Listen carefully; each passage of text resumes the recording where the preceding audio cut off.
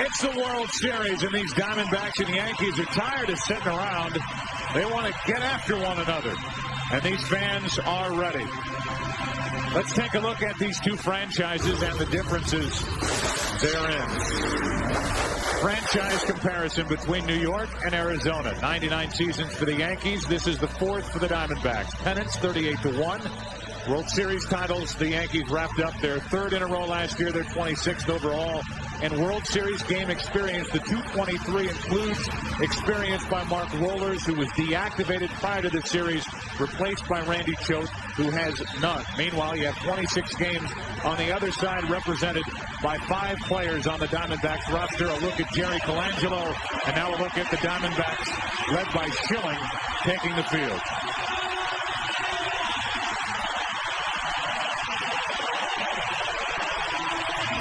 How about the starting lineup for the New York Yankees? Brought to you by MasterCard. Curt Schilling will face this in Game 1.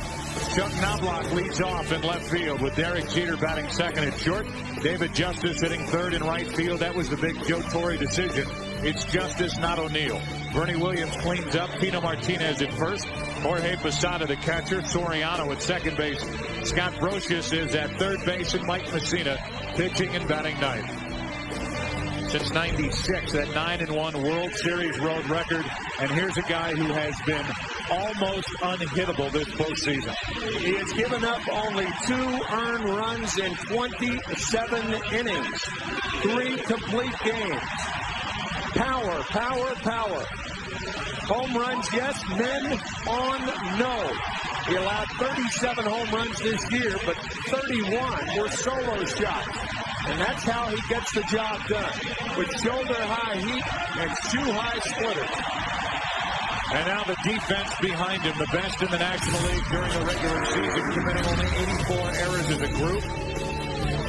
Gonzalez, Finley, and Reggie Sanders in the outfield with Matt Williams, Tony Womack, Craig Counsell, the NLCS MVP, Mark Grace at first base, and Damian Miller. One of the most underrated catchers in the game of baseball, receiving Curt Schilling. There's a look at Craig Counsell, Notre Dame product. There's a look at Damian Miller. He is invaluable to this staff, anchored by Schilling and Randy Johnson. This broadcast also available in Spanish by utilizing the SAP button on your television. Joe Torre has made no secret. He expects the Yankees to run deep counts. The problem with that, Curt Schilling throws a lot of first ball strikes. He and Rick Reed of the Minnesota Twins led the majors in first ball strikes, with over 70% of the time throwing that first pitch in the strike zone. It really is the opposite approach we heard the Cardinals take going into a game against Schilling. The Cardinals are at home watching, so let's see how the Yankee approach works as Knobloch takes high for ball 1. Flashbulbs popping around this park as the Diamondbacks host their first World Series game. Schilling, a 22-game winner during the regular season. Knobloch, after a pitch that was up, and he pops it up. 1 out.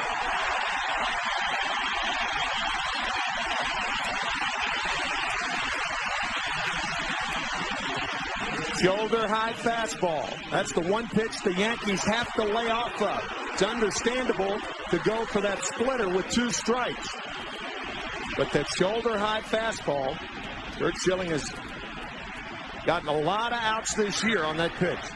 And now Derek Jeter will step in, last year's World Series MVP and a guy who has hit in 14 straight World Series games.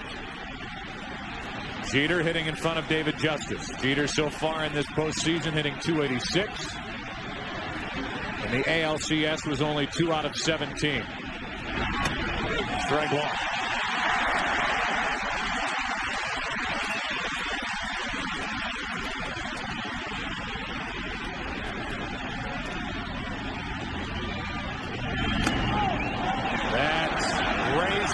Jeter on the hands or wrist, and Jeter will go down to first base, hit by the pitch. You can hear it. Highly unusual for Curt Schilling. He hit only 1 all year, but you could hear it, Joe, right there. It looked like the right wrist of Derek Jeter. Let's take a listen.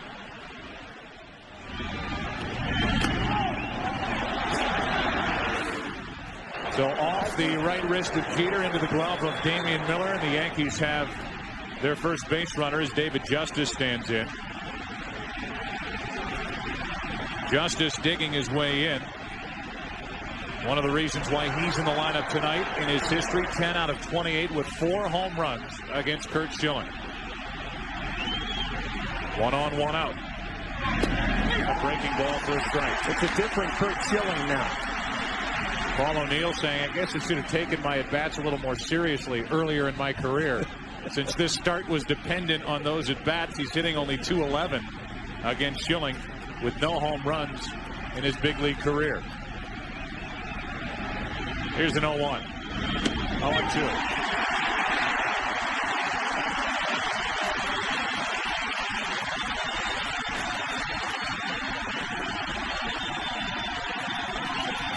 Bernie Williams, who hit 3 consecutive home runs in games 3, 4, and 5 of the ALCS on deck.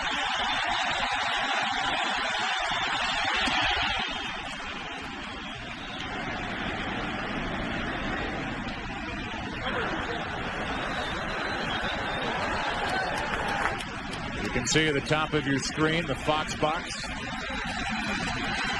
Runner at first. No score, top of the first, 1 out, 1 ball, 2 strikes. That missed the outside corner. 82 miles per hour on that splitter from Curt Schilling.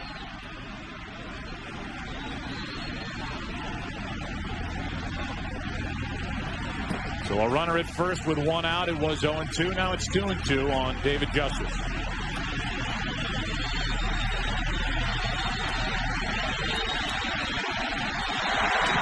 First throw over, and Jeter stole 27 bases during the regular season. None so far in this postseason back easily.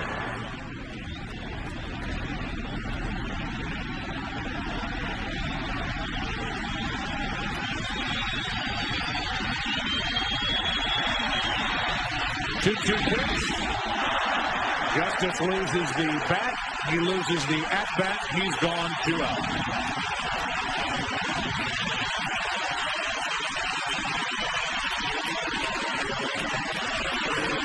We told you about the shoulder-high fastballs. This is the shoe-high splitter to get David Justice. Hard, heavy, fast. Bat ending up by Craig Counsell, and now with 1 on, 2 out, Bernie Williams will step in. 16 career postseason home runs for Bernie Williams, who has been right at the center of this run by the Yankees starting in 1996.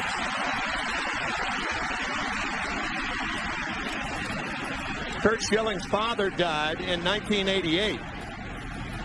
His father, Cliff, dying of a heart attack 13 years ago. That's off the hand, slicing down the left field line. It's a fair ball. Bernie Williams didn't run out of the box. Jeter's running, and he'll score on a 2-out RBI double by Bernie Williams. He had no idea where that ball was. Jeter did, and it's 1-0 New York.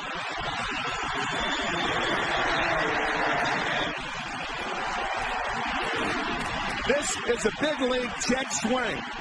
Bernie Williams jammed on the pitch, fights it off down the line. The Yankees are on the board, but Bernie Williams, you're right, had no idea where the ball was. With 2 outs, it was easy for Jeter to run all the way from first and score without a play. Bernie Williams right there, he looked up into the lights, and that perhaps could have blinded him. He's not going to go any farther than second anyway. So he's there with 2 out, 1-0 New York. And Tino Martinez steps in and hits it hard. Womack diving stop and over. Jeter hit by a pitch. Bernie Williams' bat hit by a pitch. A double the result, and a 1-0 New York first inning lead. A 1-0 Yankee lead after a half inning, game 1 of the World Series. The starting lineup for the Arizona Diamondbacks brought to you by MasterCard. They lead it off with Tony Womack, the shortstop. Craig Counsell batting second. Luis Gonzalez hitting third. Cleaning up, it's Reggie Sanders. Steve Finley in center field. Matt Williams at third. Mark Grace at first base. Damian Miller, the catcher. And Curt Schilling pitching and batting ninth. Mike Mussina 2-0 this postseason, or for his postseason this year. A 1.38 earned run average. He has pitched very, very well in the postseason. His first World Series start right here tonight. And he hits the outside corner with a strike to Tony Womack. Womack, who got the game-winning, series-winning hit in the division series right here at Bank One Ballpark against St. Louis. In Game 5, takes it up and away. 1 ball, 1 strike. .266 hitter during the regular season. 3 homers, 30 RBI. Mussina, who pitched that all-important turn your series around Game 3 in the division series out in Oakland, is ahead on the count here. 1 ball, 2 strikes. Down 2-0. That division series went back to Oakland. And Mussina with Jeter and Posada combined on a 1-0 win. Posada the home run, Jeter the defensive play as Womack stays up there 1-2. If there was a game that reminded people of the Yankee mystique, that was it. Remarkable play by Derek Jeter, ranging from behind the pitcher's mound. A little toss to Posada to get Jeremy Giambi, who tried to score from first. A home run by Posada. And a brilliant job by Mussina. Here's another 1-2 pitch to Womack leading off. Down the left field line, slicing foul. The elements are different at this ballpark, obviously, when the roof is closed, opposed to when it's open. Typically, at least in this postseason, when Schilling and the Diamondbacks have been here at home, he has requested that the roof be closed. It's open tonight. Bob Brenly will tell you down the lines, it makes a difference with a wind current. As Womack pops it foul back here, he's having a pretty good at bat here against Mike Mussina. Especially down the right field line. Left-handed hitters will hook balls into that area, and even right-handed hitters who find balls that tail will have a tendency to stay fair, like the ball Javi Lopez hit in Game 3 against the Diamondbacks in the League Championship Series. 1 ball, 2 strikes. And another foul from Womack. You saw on that graphic, 1 swimming pool. Yes, there is a swimming pool here at Bank One Ballpark. It's 98 degrees. It's October 27th. What's wrong with having a pool in a ballpark? Record-breaking temperatures today with the 98-degree reading. Mussina, meanwhile, wants Womack to put the ball in play in the air, not on the ground. Another 1-2 pitch.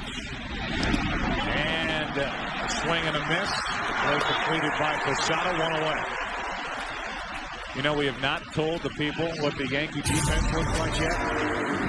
Here's how it looks. Knobloch in left, Williams in center, David Justice in right.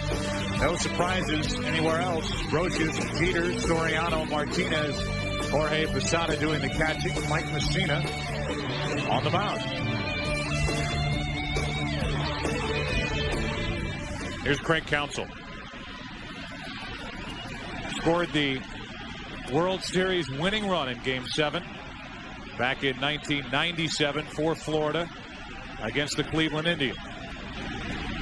Hit .381 in the NLCS, was the MVP, and that was on top of hitting that huge Game 3 division series home run in St. Louis. Hitting it off Mike Morris to give the Diamondbacks a 5-2 lead. They went on to win that game. Here's a 1-0. 2 balls, no strikes.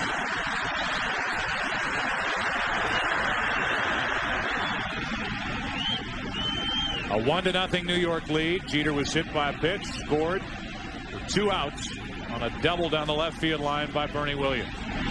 That's a strike. It's 2-1. Tonight, FoxSports.com will give you the chance to instantly first guess against these World Series managers. If the situation presents itself, you'll see a message at the bottom of the screen to vote whether you agree or disagree with a manager's decision. Go ahead and log on to foxsports.com now so you won't miss the opportunity as Council gets into one to right. NLCS MVP, and he ties it here in the first inning of Game 1.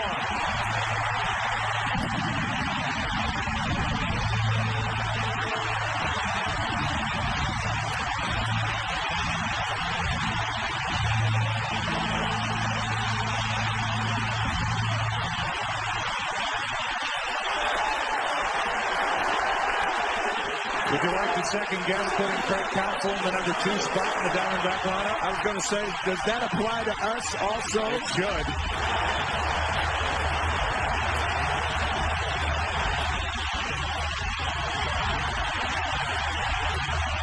This crowd wants a curtain call, and they get it. His teammates call him Rudy. And Rudy has just tied Game 1 of the 2001 World Series with a first-inning home run. Here's Luis Gonzalez. He went around, strike 1. His batting stance, you can see that high stance. It's been compared to a chimney sweep who's missed a spot. Homers to tie it here in the bottom of the first inning.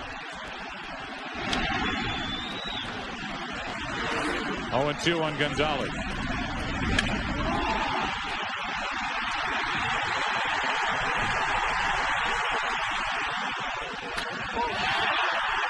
His teammates have come to expect this.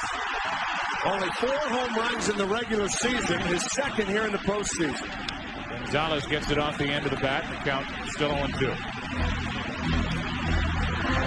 He did not hit a home run in that 97 World Series. He just scored the winning run. First career World Series home run. And second, we just talked about that Game 3 Division Series home run he hit in St. Louis. He hit 73 this year. Here's an 0-2 to Gonzalez. First inning, these 3 Diamondback hitters have had pretty good at-bats against Mike Mussina, battling after falling behind early in the count. They're a feisty team with 2 strikes on them. Only the Colorado Rockies struck out fewer as a team, fewer times as a team, than the Diamondbacks. Here's another 0-2 pitch from Mussina. 2 out. So a home run in between 2 strikeouts. As Gonzalez, who is hitting only .237 this postseason, comes up empty. That's where the St. Louis Cardinals and Atlanta Braves tried to pitch Gonzalez inside. Very effective inside fastball from Mussina. Now it's Reggie Sanders. 1 home run this postseason. That came in Game 5 of the Division Series. Ball 1 from Mussina. Home run against the Cardinals. A look at Jerry Colangelo, but Reggie's home run against the Cardinals on a curveball. Mike Mussina features a different type of curveball than anyone in baseball. It's a knuckle curve. Here's a 1-0. 1 ball, 1 strike. You know, everybody you talk to on this Diamondback team will talk to you about how this team is perceived. It is perceived as a team built around 2 starters and not much more. No matter who you talk to, even with the year Luis Gonzalez had this season, the talk is about Schilling and Randy Johnson. And Sanders now's in the hole, 1 ball, 2 strikes. Reggie Sanders had a comeback year after a real disappointing season last year with Atlanta. But on down the line, whether it's Womack, Steve Finley, who picked it up in the second half of the year and now has been their most consistent postseason hitter.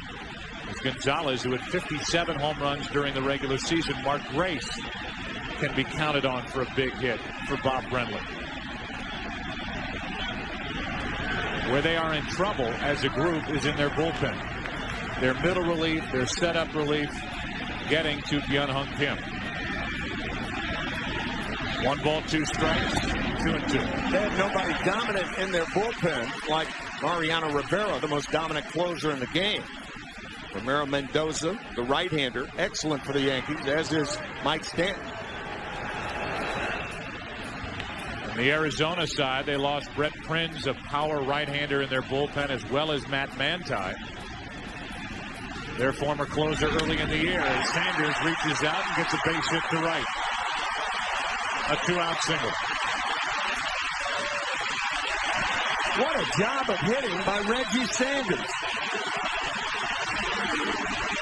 Watch the rear end. The pitch is in a perfect location. Check it out right here.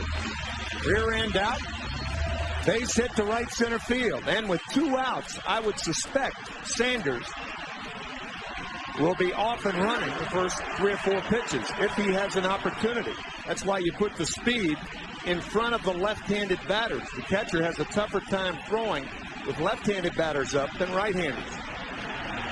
It'll be up to the combination of Mussina and Posada. Mussina very good at keeping runners close at first base.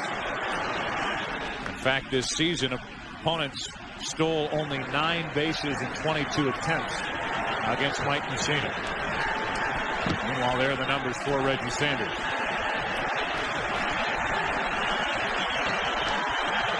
Steve Finley, strike 1. Steve in his second World Series, a part of the 1998 San Diego Padres. Coming here to Arizona after that season. Had a dismal first half of the year, picked it up in the second half, and as I mentioned, a .364 average this postseason. May remember that World Series. San Diego Padres had the lead in that game. Tony Gwynn with a home run, but a grand slam home run by Tino Martinez against Mark Langston. Put the Yankees ahead, and they swept the Padres. 1 ball, 1 strike as Sanders gave it a fake over at first base. On deck is Matt Williams. That's what a fake break does to a catcher. It makes him get up out of the crouch, often stealing a pitch from his pitcher. That pitch was high, however.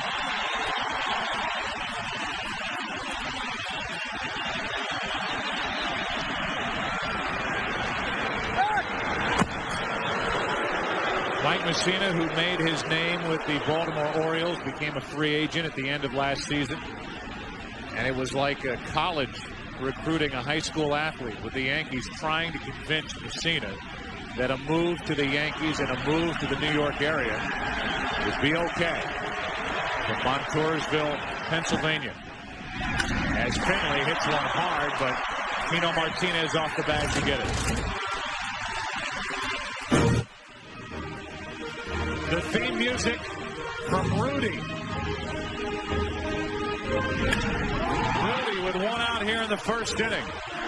Hits the home run to tie it. Second inning now. 1-1. Trucks in the First pitch is a ball down and into Jorge Posada with Alfonso Soriano and Scott Brocious to follow. Anybody gets on. The pitcher, Mike Mussina, has the opportunity to hit here in this National League city, Phoenix, Arizona. That's on the outside corner. 1 ball, 1 strike. Posada, a .277 hitter during the regular season. He showed you a .344 average during this postseason. 1-1 game, second inning. 2 balls and a strike. Talked about it in the first inning. Curt Schilling's wife, Shonda, sitting next to an empty seat. And the reason for that is that Curt has left a seat for his father in whatever park he pitches since his father died in 1988. That is the seat for Cliff Schilling, left by Curt and his wife Shonda. Out on the mound, it's Curt Schilling, and the 2-2 pitch is high and tight. 3 balls, 2 strikes.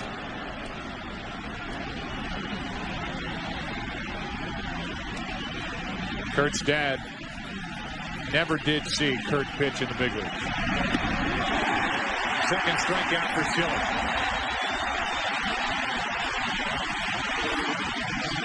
A wicked toppling splitter gets Posada. Posada leading the Yankees in strikeouts with 132. That is rare for a switch hitter because he rarely has to bail out against the pitcher. So Curt Schilling was in the minor leagues with the Baltimore Orioles in 1988. Came up later that season. Early that calendar year, his father, Cliff, had passed away. And it was really that season where he started to get an idea of what it would take to be a successful pitcher in the big leagues, but it wasn't until after the 1991 season in Houston when he ran across Roger Clemens, who's now in the other dugout. And Roger Clemens had a meeting with him at the Astrodome in the weight room. He said, yeah, I'll talk to you. Curt Schilling wanted to meet him. And it was about an hour-long session where Roger Clemens laid out exactly what Schilling needed to do to be successful. Soriano grounds it foul, and the count goes to 1-2. Roger telling Curt that if you want it, you have to go get it. Your off-season workouts have to be more strenuous. Nobody works any harder during the off-season than Roger Clemens. Almost a football mentality, and Schilling has adopted that. A 1-2 to Soriano, reaching out, flying one into right center field for Finley. 2 out. Clemens had just won the Cy Young, his third with Boston at 91 season. And I think Curt Schilling was surprised at what was waiting for him in that weight room that day. And after a short while in Houston, it was on to Philadelphia, where Schilling became the ace of that staff. And as we've told you, he's been in the World Series before in 1993. And his last World Series start was a complete game shutout in Game 5 of that 93 World Series. Against the Toronto Blue Jays. May remember Game 4. It was a game won by the Blue Jays 15-14 at Veterans Stadium in Philadelphia. Scott Brosius gets one off the end of the bat. Finley has to come in. Counsell has to go out. Finley cannot make the catch. Brosius into second, safe. And he's there with 2 out. Steve Finley's first step was back, and then he had too far to run to make the play. The ball hitting off the heel of the glove. Watch the slide, heel of the glove. And I would imagine it's a double for Scott Brosius. Scott taking a chance going to second with Mussina coming up. But it did hit the heel of the glove and bounced away from Finley. But his first step was back. Even though Mussina does nothing here, that could be a big play because at least you clear the pitcher. And in the National League, that's very, very important. In his career, Mussina 5 out of 30 with 5 RBIs.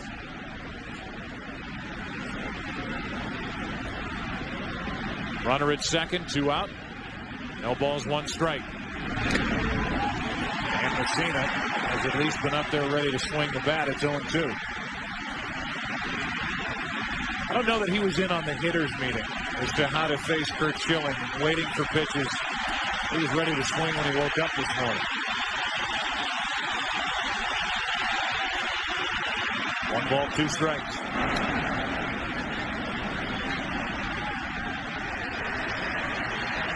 Knobloch on deck.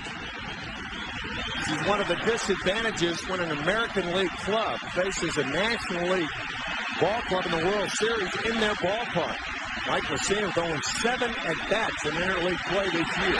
Faked it. He's gone. Strikeout number 3 for Schilling, who gets around a 2-out blue double. We are in the desert. It is warm. The roof is open. It's the bottom of the second. Game 1 tied 1-1.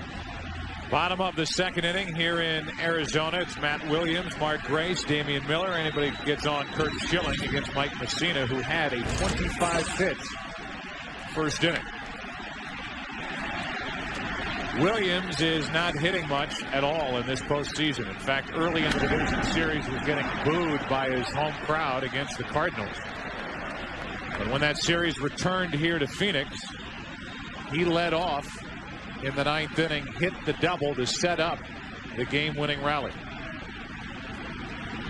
In his World Series career, and he has been in the World Series in '89 with San Francisco and '97 with Cleveland. Those are the numbers. No balls, 1 strike. Breaking ball. And Williams' knees buckled, 0-2. We talked about that curveball with Mike Mussina. It's really a misnomer. Calls it a knuckle curve, and it does have that downward action, but he holds the ball with his fingertips.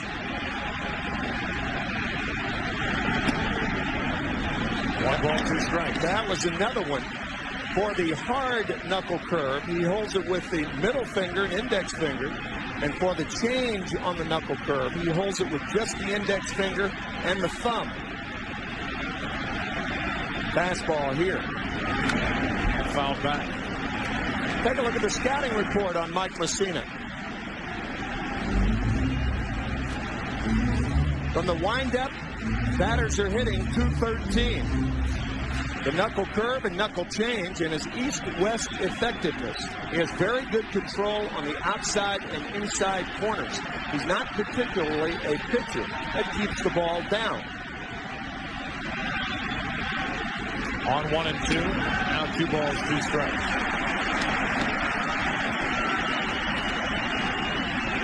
Mark Grace on deck. Came up in 1988 with the Cubs. Played there through last year. A veteran, one of many on this Arizona team. 2 balls, 2 strikes, Williams. Terrible swing, 1 out. Bob Brenly, Mark Grace's new manager, has this to say about his veteran first baseman. There are high maintenance players, there's low maintenance players, and then there's no maintenance players. And Mark Grace is a no maintenance player. He shows up at the ballpark ready to play every day.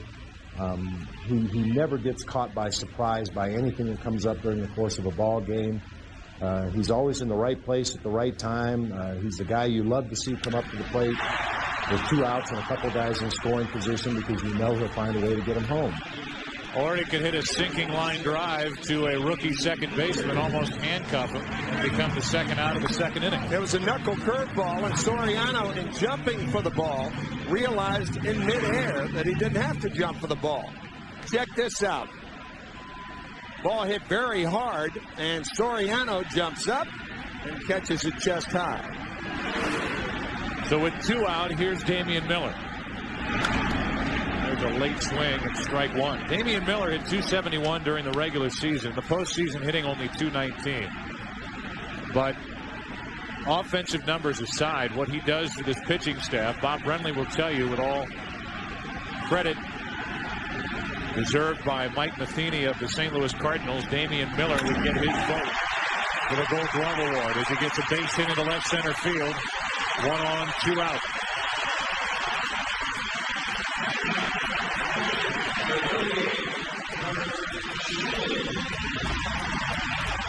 Curt Schilling has not only been effective on the mound for the Diamondbacks in this postseason, but he's been good at the plate, on the bases.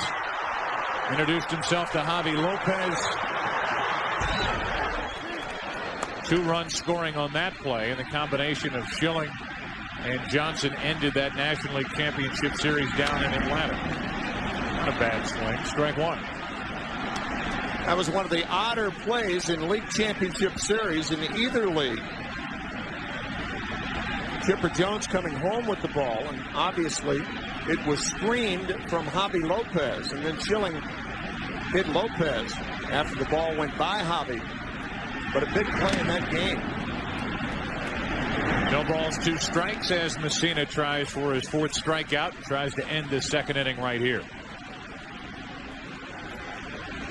Yankees got a run in the first on a 2-out RBI double by Bernie Williams. It scored Jeter, then hit by a pitch, and then Craig Counsell homered for the Diamondbacks in their half of the first. Schilling is gone, so is Arizona.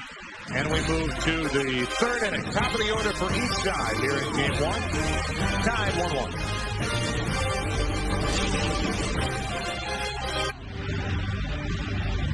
Top of the order for each side. 3rd inning, tied 1-1. Chuck Knobloch, Derek Jeter, David Justice for New York. Yankees playing for the 38th time in the World Series. The Diamondbacks, their first year in 1998. Won the Western Division in 1999. 2000, they finished in 3rd place, 12 games behind San Francisco. And this year, a record of 92-70. 2 games better than San Francisco. Schilling got Knobloch to pop up his first time. Misses with ball 1. Knobloch has been involved in 13 different playoff series between his time with Minnesota and the Yankees. And his team has never lost one of those playoff series. That is one of the more remarkable things. In 1991 with the Minnesota Twins, of course, that was before the league divisional series. And then 3 straight years with the Yankees, 98, 9, and 2000. 2 balls and a strike from Schilling. And then, of course, the league division series this year and the American League Championship Series. On 2-1, Knobloch pops it up. Right side for Grace. Got a bad right hamstring, but back to that easily. 1 up. That'll bring in Derek Jeter. Hit by a pitch, scored a run his first time up. And he has a 14-game hitting streak that he brings with him here to Game 1 of the 2001 World Series.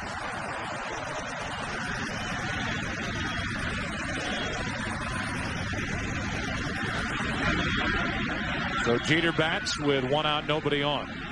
89 hits in his postseason career, and he has reached base now in 64 of 72 postseason games played. And you can look at one statistic after another about this Yankee team and basically the same core group.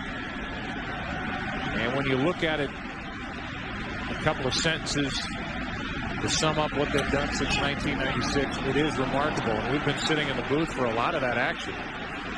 But when you look back on it, it has been an amazing run for this team. Remarkable how they have spread the success around also. Hard hit right at They have had 9 different MVPs since 1996 for League Championship Series and World Series. The East Battle, or other regional action. Coverage begins at noon Eastern, 9 a.m. Pacific on Fox. Strike 1 as Justice thought he had held up. Instead of gliding to the ball, David Justice with that leg kick, he thought that was called on the swing. Home plate umpire Steve Ripley called it on the pitch. Say that again. 9 different MVPs of these different series for this group. 7 are still with the club.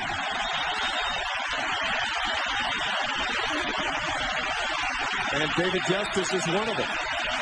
Here's an 0-2. 1 ball, 2 strikes.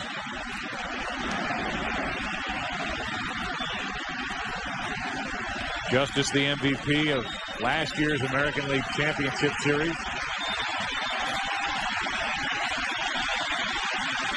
2 out, nobody on. 1 ball, 2 strikes. See a lot of umpires ducking when Curt Schilling's on the mound. And they put a lot of trust and a lot of faith in Damian Miller, who is sitting in front of him. You could see home plate umpire Steve Ripley going behind Miller and using the catcher as the guard.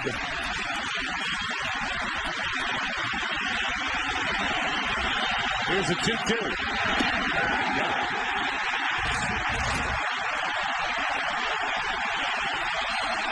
Strikeout number 4 for Curt Schilling. Bottom of the 3rd, still tied 1-1.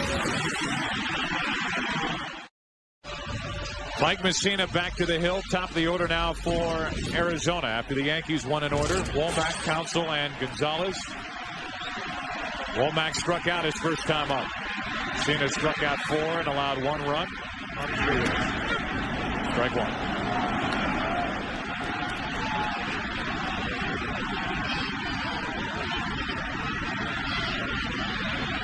Tony Womack traded here from Pittsburgh back in 1999. Asked him to play some second base. They've asked him to play right field. They've relied on him to play shortstop. And he tries to get this offense going for Bob Brenly. Tony leading the National League in stolen bases in 97, 8, and 9. So if he gets on, look for him to run. 28 this season. The 0-2 pitch. And what did that hit? You could hear it hit something. Womack was caught by the pitch. The home plate umpire has not made any signal now, and now they'll award Womack first base. Hit the belt buckle. You could hear it hit something, and I thought it might be the bat, but it was Womack's belt buckle. Yeah. Let's listen.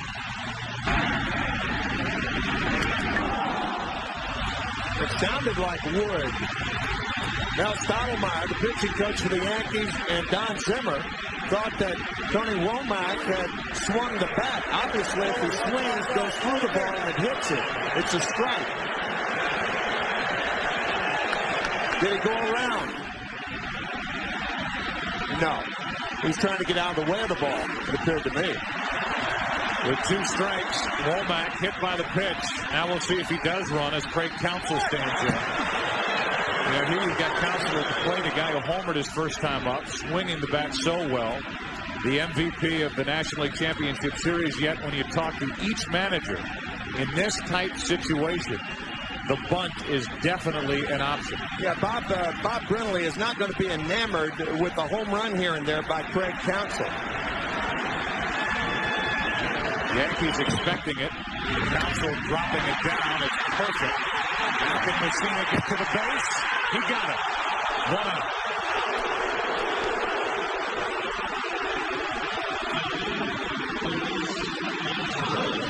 It was a good play and a bad play by Mike Messina. He didn't get to first base thinking that he had a shot at the bunt.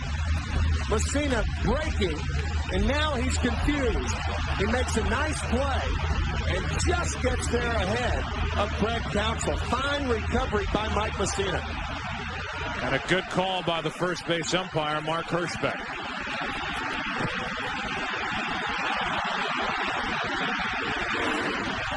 So a hit batsman, the sacrifice bunt, runner in scoring position for Luis Gonzalez.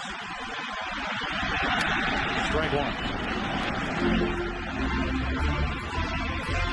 The numbers in this postseason, especially the production numbers, just a fraction of what this player provided Arizona during the regular season. 57 home runs, 142 runs batted in. Runner at second, 1 out. Strike 2.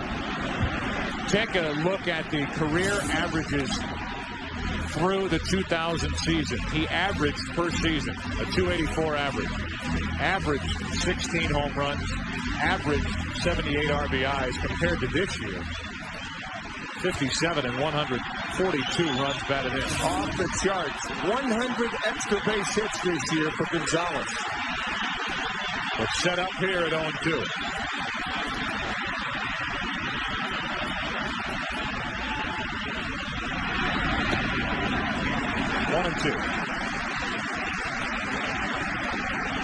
Luis Gonzalez, who grew up in Tampa, best friends with Tino Martinez. Rode to school with Tino Martinez. Played on the same high school baseball team with Tino Martinez. Worked in the same cigar factory with Tino's grandfather down in Tampa. Here they are in the World Series. 1-2 pitch. Deep to right. Diamondbacks take the lead.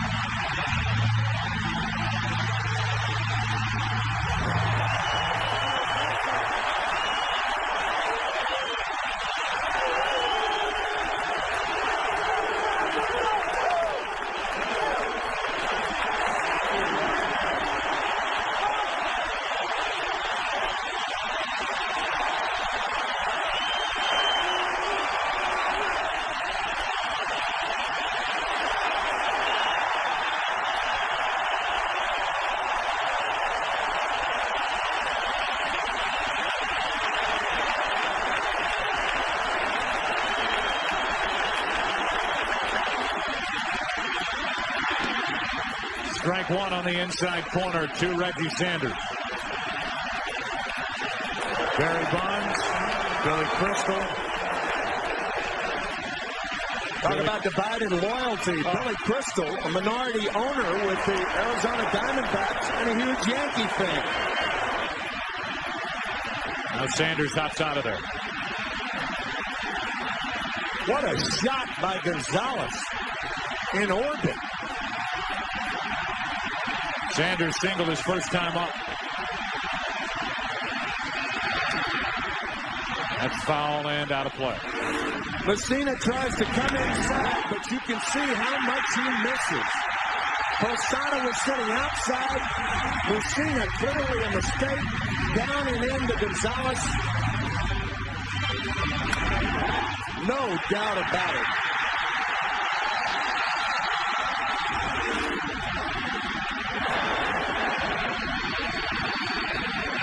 Now Reggie Sanders set up at 0-2. If that were the 7th inning, Mike Messina would have walked Luis Gonzalez intentionally. But in the 3rd inning, you don't do that. Sanders 2 for 2.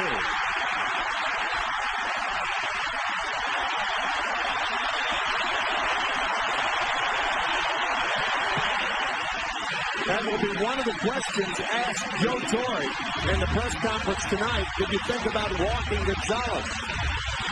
But Reggie Sanders has been prolific with the bat this year.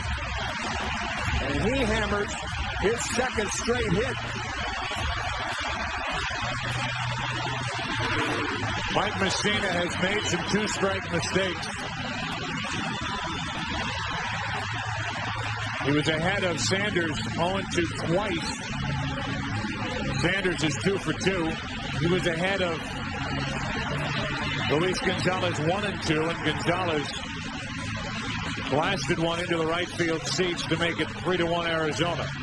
And now with a runner at first, 1 out, Mel Stottlemyre, the pitching coach, had his meeting with Messina. Posada with Finley coming up. Joe, a guy who relies on his control. Watch Posada sit outside and watch where the pitch is. He missed by about a yard, and Mike Messina doesn't miss that far that often.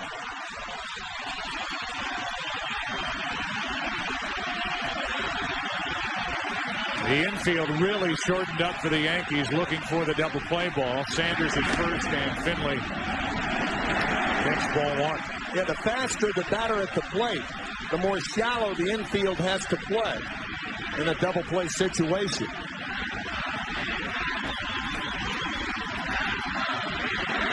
Finley grounded out to first. Back in the first. 3-1 Diamondbacks, 3rd inning.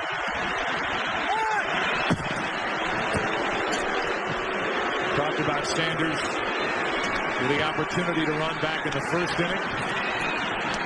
That same opportunity is there here in the 3rd inning.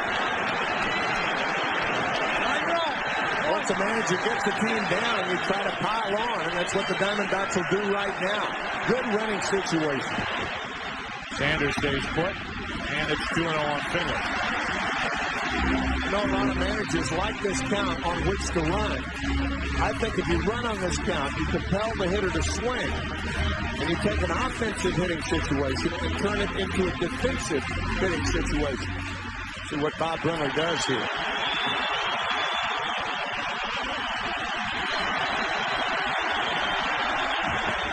Not running, and Finley hits it to deep right center field.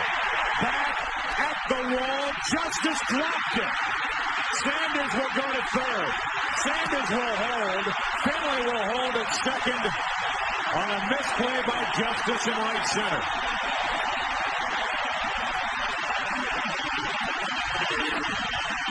David Justice, a left-handed thrower, booted it. That should be an error on Justice. Looked like he took his eye off of it, thinking perhaps he was closer to the fence than he really was. Reggie Sanders realizing that if he makes the catch, he can't throw to first and get him anywhere. Was all the way down to 2nd base. Steve Finley, on the other hand, thought he had enough of it. Watch Finley round the bag. Steve Finley going all the way around the bag, was about halfway between 2nd and 3rd, but nobody was at 2nd for the Yankees. That ruled out an error. Infield in Matt Williams at the plate. 2nd and 3rd, 1 out, ball 1. The Yankees, like most teams, have double cutoff men. The ball hit to the outfield. You're not worrying about the trail runner. That's why Steve Finley, seeing no one at second base, rounded the bag, went halfway between second and third, and then came back.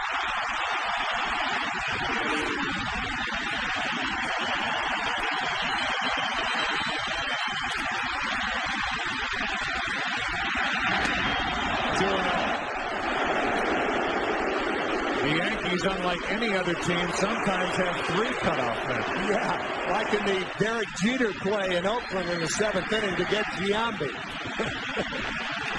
Matt Williams, 2 RBIs this postseason.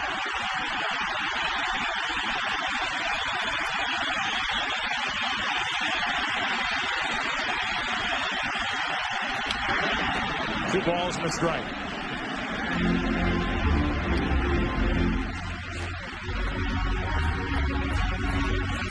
The Yankees realizing that they are already too far behind Curt Schilling. 2 runs with the way he's been pitching, they can ill afford anymore. Michelle Williams, Matt Williams' wife, actress.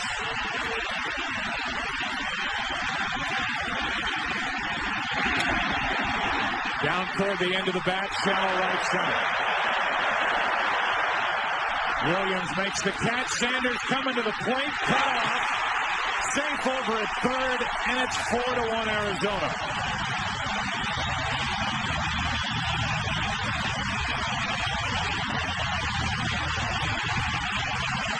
Neither Yankee outfielder was in a position to make the throw. Bernie Williams one-handed the ball. That ball had enough hang time for Williams to get in front of it and get in the proper throwing position.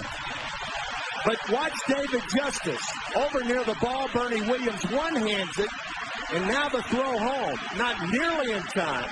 Tina Martinez tries to cut it off to get Steve Finley. That also was late. The reason Finley is running, he's looking and checking Reggie Sanders. He sees him go, and now he goes to third.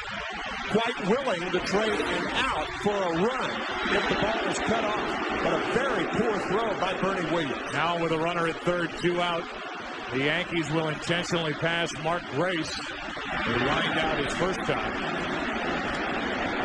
and pitch to Damian Miller. Miller on deck, Curt Schilling in the hole.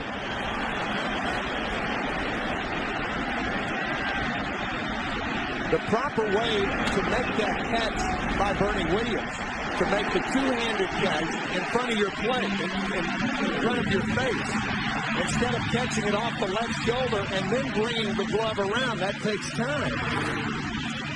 Watch him catch it on the left shoulder right there, and now he brings the glove around, and by the time he gets it out of the glove, Reggie Sanders scores easily. Now it's Damian Miller, runners at the corners, 2 out. A 3-run Arizona lead here in the 3rd inning. 2-run home run by Gonzalez and a sac fly by Matt Williams. Miller already has the single and had a good rip at that pitch, 0-1.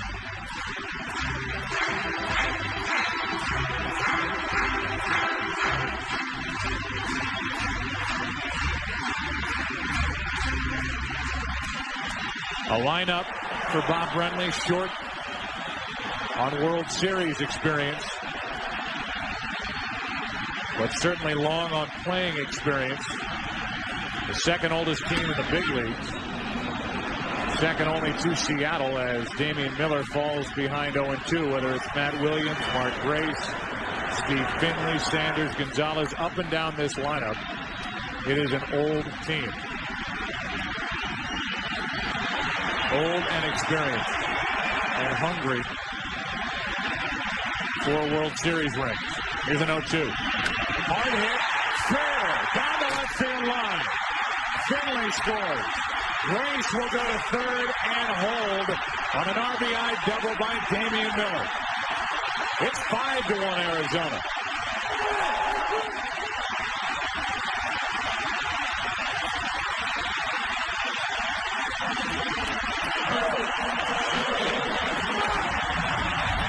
Messina tried to drop down on Damian Miller. Damian staying right in there, and the breaking ball hung inside.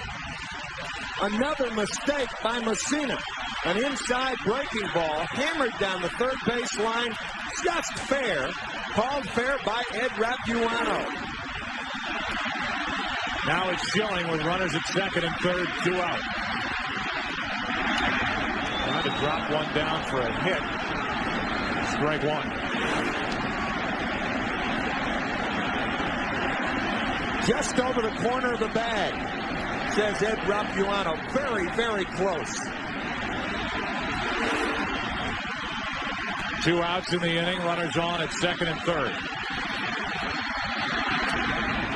Squirts away, but not far enough. Posada, a good job to keep it close. 1 ball, 1 strike. Did this ball go over any part of the bag on its way down the left field line? According to Ed Rapuano, it caught the corner. From that angle, it looked like a fair ball. Second and third, 2 out. Schilling. 2 balls and a strike. Tell you another thing, Joe. Chris Spire, the third base coach, would have sent Mark Grace had he not been suffering from that pulled hamstring. With the pitch, you're up and 2 outs. You always take a chance of sending that runner, but not with his hamstring problem. 2 balls, 2 strikes.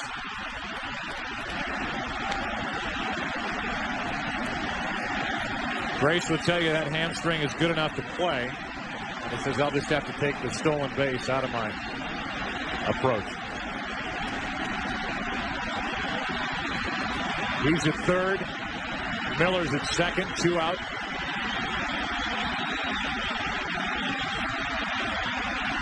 And Messina steps off. Mike Messina in his last 9 starts,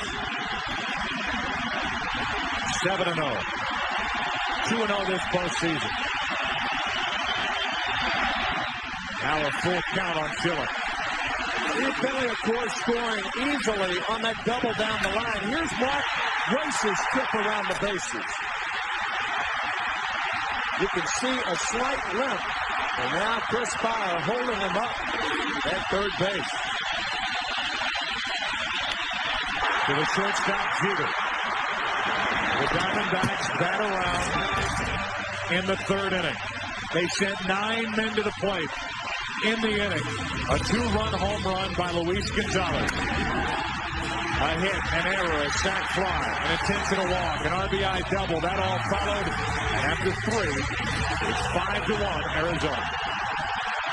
And Curt Schilling has a 5-1 lead. 5 runs on 6 hits for Arizona, coming off a 4-run third inning. 2 of the 4 runs were earned.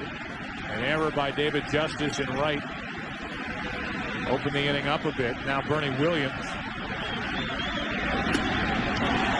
An RBI double his first time up down the left field line. Falls behind 0-1.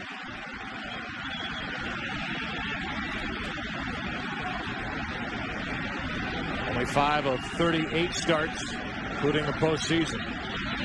Curt Schilling allow 5 or more runs.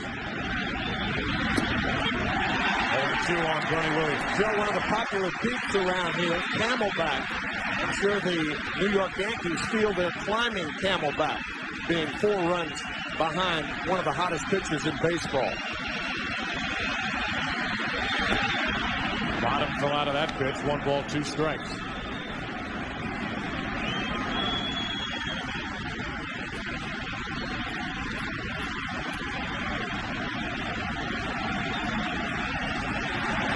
Curt Schilling, 3 complete game victories this postseason, and tonight 5 strikeouts with a 5-1 4th inning lead. The high school teammates, Tino Martinez and Luis Gonzalez. Jefferson High School in Tampa. Second baseman is Luis Gonzalez. The first baseman, Tino Martinez. He was rough and tough even then, going after the coach to get to the wild throw. Their coach, Pop Cuesta, who is still the coach at Jefferson High School these days. How proud he must be. Luis Gonzalez, a big 2-run home run, and Tino Martinez with a terrific year this year for the Yankees. These two guys grew up listening to stories about Lou Piniella, Tony La Russa, Wade Boggs. There have been a handful of others who came out of Tampa to star in the big leagues as Martinez pops it up. Womack out, gives way to Gonzalez, 2 out. Guys like Gooden, Sheffield, McGriff, Tino Martinez and Luis Gonzalez, boyhood best friends, and now opposing one another in the 2001 World Series. That St. Petersburg, Tampa area, a hotbed for Major League stars. There's Doc. How about that? Yeah.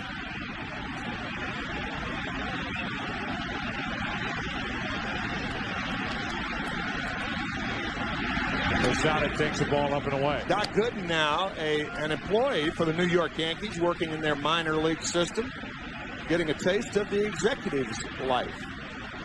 And got a taste of the World Series life. You saw that big ring on his left hand. Also threw a no-hitter for these Yankees after all those years with the Mets, and still have never had a no-hitter thrown in their franchise history as Randy Choate gets loose for the Yankees in their bullpen. 2 balls and a strike on Posada. I don't think anybody energized the city of New York any more than Doc Gooden did in 1985. When as a 20-year-old, he won the Cy Young Award with a 24-4 record. World Series ring on his left hand. The friend who's evidently watching and has his cell number.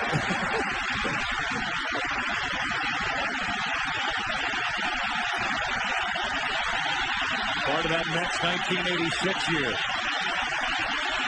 And then finished his career in a Yankee uniform. Schilling wants to finish this inning here, and Posada fouls it away.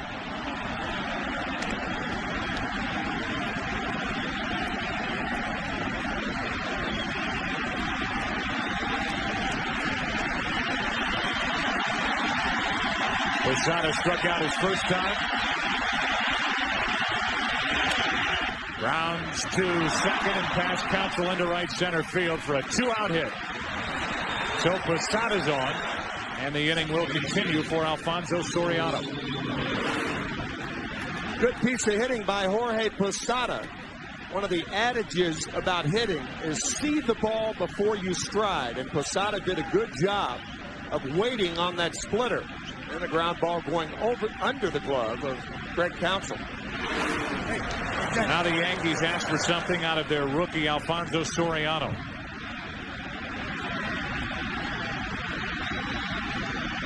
Soriano with that Game 4 winning home run in the 9th inning against Sasaki in the American League Championship Series last Sunday at Yankee Stadium.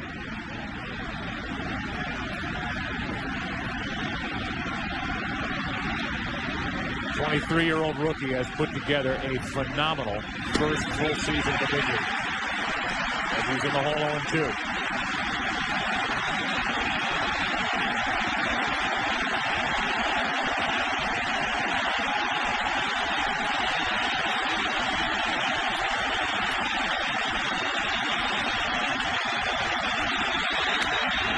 That's foul.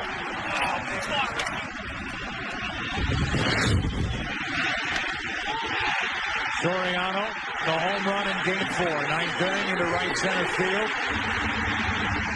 With that, the Yankees went up 3-1. Won it the next night on Monday night, 12-3, and sent Seattle home. Here's the 0-2. A ball and 2 strikes on Soriano.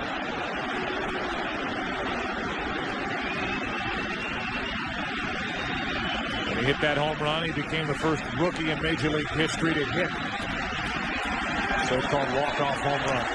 Postseason history. If you're Curt Schilling right now, you don't give him a strike at which to swing. Soriano swings, Soriano misses, and that's 6 strikeouts for Curt Schilling. Bottom of the 4th, Diamondbacks bat. They lead it 5-1.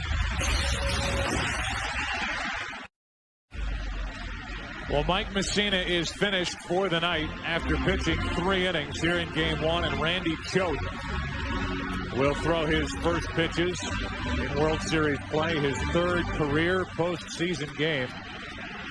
He was not active and available to Joe Torre in the Division Series or the ALCS.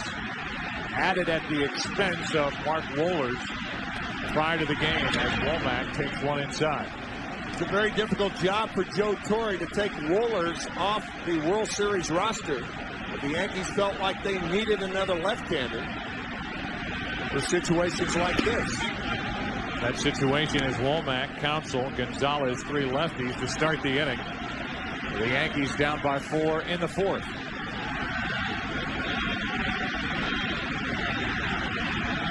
Breaking ball bunted in the air. Posada puts it away, 1 out. We came in talking about this pitching matchup. Curt Schilling against Mike Messina. And look at how Messina had pitched of late. Last 11 starts, 8-1 record with a 1.32 ERA. And opponents hitting only 172 against him, and that includes his 2 postseason starts this year. That's who is matched up against Curt Schilling. Schilling has allowed 1 run on 3 hits, struck out 6. Schilling has a 5-1 4th inning lead. Breaking ball is a strike to Craig Counsell, who homered his first time up and dropped down a good bunt in that 4-run 3rd inning. Andy Pettitte will get the ball tomorrow in Game 2 and face Randy Johnson. 1 ball, 1 strike to Craig Counsell, who with his team down 1-0 in the 1st inning, did that to tie the game.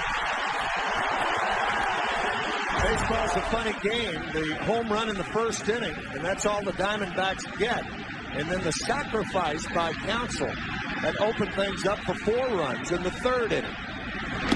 That's on the inside corner, 1-2. Joe Garagiola Jr., who is the general manager of this Arizona Diamondback team, is actually coached as a freshman at Notre Dame on the freshman baseball team by John Counsell, Craig's dad.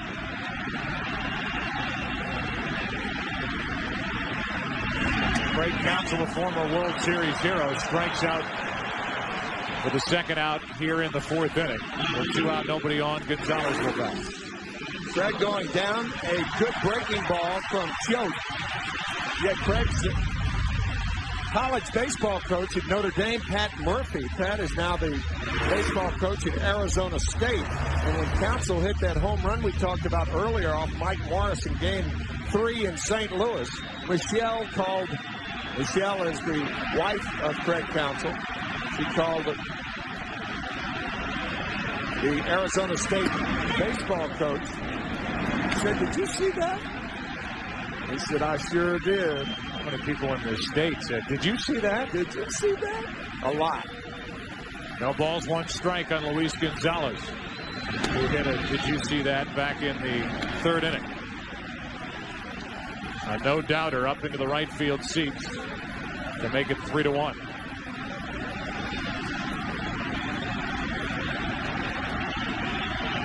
Base is clear with 2 out. Gonzalez goes the other way. Fair down into the corner. Gonzalez with a 2-out double.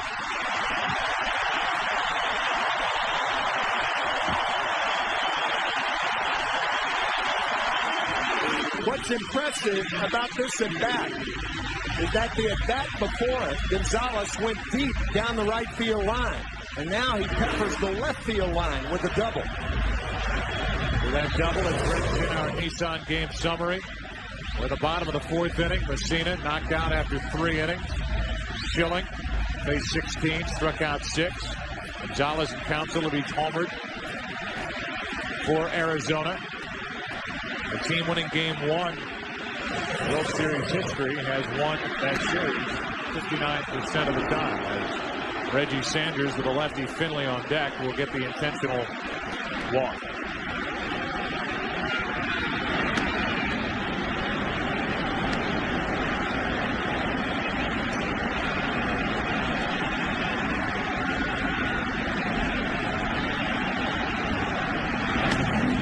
This will set up 2 on with 2 out.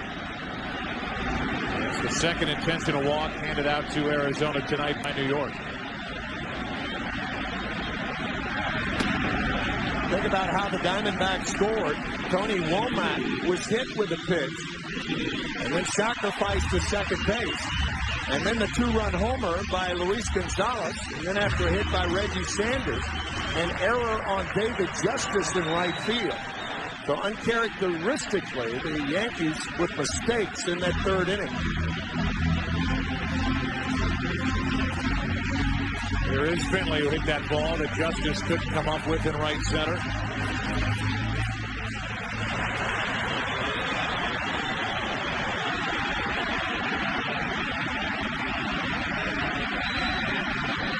Two on, two out. And Finley able to get out of the way of that pitch.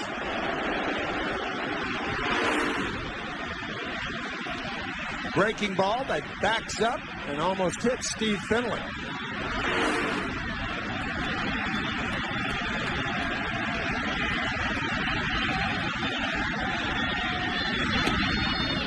Down and in again, 2-0.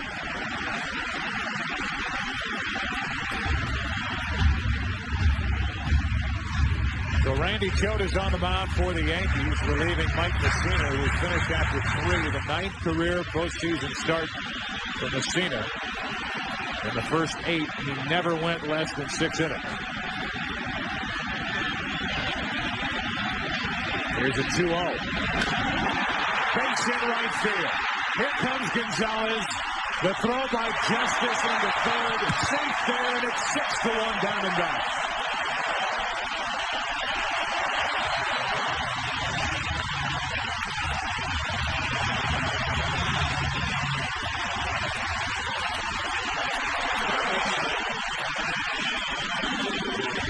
Choate falls behind 2-0.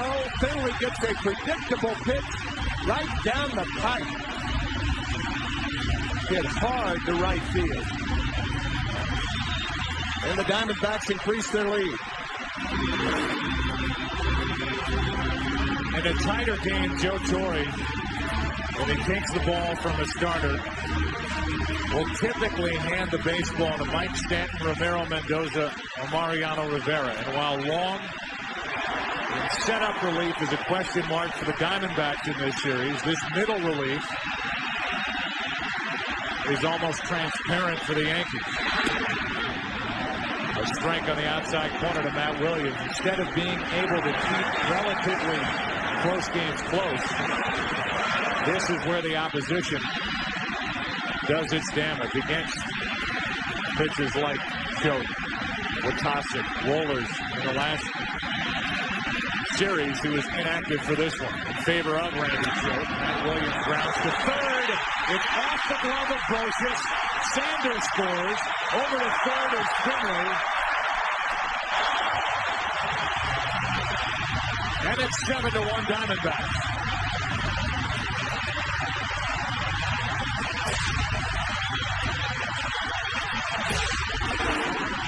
An error on Scott Brosius.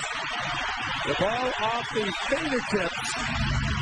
I think the error given right here, because Matt Williams is not a fast runner. Obviously, that's taken into account. Second error of the game for the Yankees. So sloppy play and mistakes is added to the Diamondback lead. Now it's Mark Gray, second and third, 2 out. The ball low and away.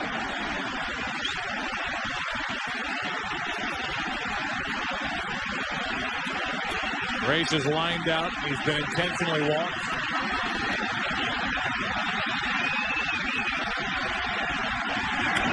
Well-hander on center field. Off the base of the wall. Finley scores. Williams scores. It's 9-1.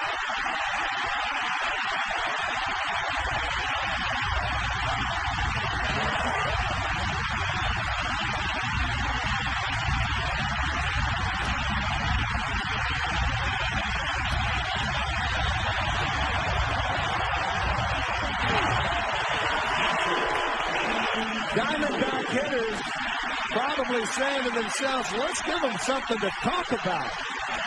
And they have thus far.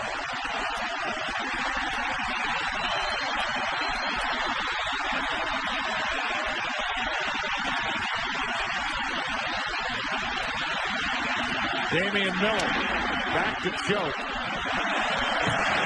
And a long bottom of the fourth inning for Randy Choate is finally over. 4 runs in the third, 4 runs in the fourth. 5th inning of Game 1 of the 2001 World Series, and it's 9-1 Arizona. Curt Schilling back to the hill. We're in the 5th inning now, 9-1 Arizona, as Brosius leads it off. That's strike 1. After the attacks of September the 11th, baseball shut down for 6 days. Curt Schilling wrote a letter on Saturday, September 15th, detailing his feelings on what had gone on and what was to come in Major League Baseball. Part of it I want to read to you. There is no city on this planet, Curt writes, that more represents its nation than New York does in the United States. New York is the true definition of a melting pot. Every race, religion, and color are represented in New York. And on Tuesday, you saw every race, every religion, every color come together as one nation of people fighting for one common goal: to save lives. I can honestly tell you that I've never been as proud to be an American as I was that day, to see the men and women of this great country come together and pour their blood, sweat, and tears into saving those that could be saved. Curt Schilling and teammates will go on Monday, when this series heads to New York, pay their respects and show their support for those who lost their lives and those who continue to work at the World Trade Center. 1 ball, 2 strikes on the leadoff hitter, Brosius. Now pop-up. Finley puts it away, and we hear from Curt Schilling on the mission at hand for himself and for this Arizona Diamondback team. We believe we belong here. This is what we began spring training playing for. But we're going to have to go through the greatest dynasty in sports to win that. And I think that's appropriate. 4-year-old franchise, Mr. Colangelo didn't stick his foot in the door to get into baseball. He kicked it in. And that offended a lot of people, I think, and probably makes people not like us as much as they might like another team, a young team. But the fact of the matter is, we're in a World Series with a chance to win it. That reference about kicking the door in by Jerry Colangelo, the signing of free agents. 10 of the Diamondbacks have been signed as free agents. Hey, you play by the rules. Enrique Wilson up the middle. Counsell. Got it. What else is this guy going to do?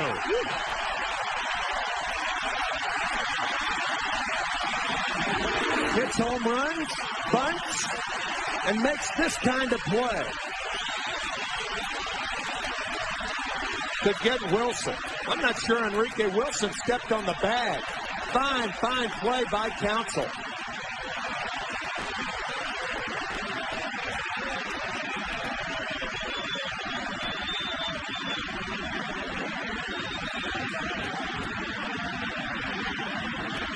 Counsell, who will play anywhere defensively. Counsell, who had a roundabout relationship as we look at the play at first base. If Enrique Wilson's foot is on the bag, he's safe, called out. And it's tough to tell from that angle. He thought he might have missed the bag altogether. I question whether he touched the bag. A lot of times when a base runner will stretch for that first base bag, his timing is thrown off, and he'll miss the bag. Couldn't tell from that angle whether he was on it or not. Chuck Knobloch with 2 out, nobody on. That's a strike. And it's 0-2.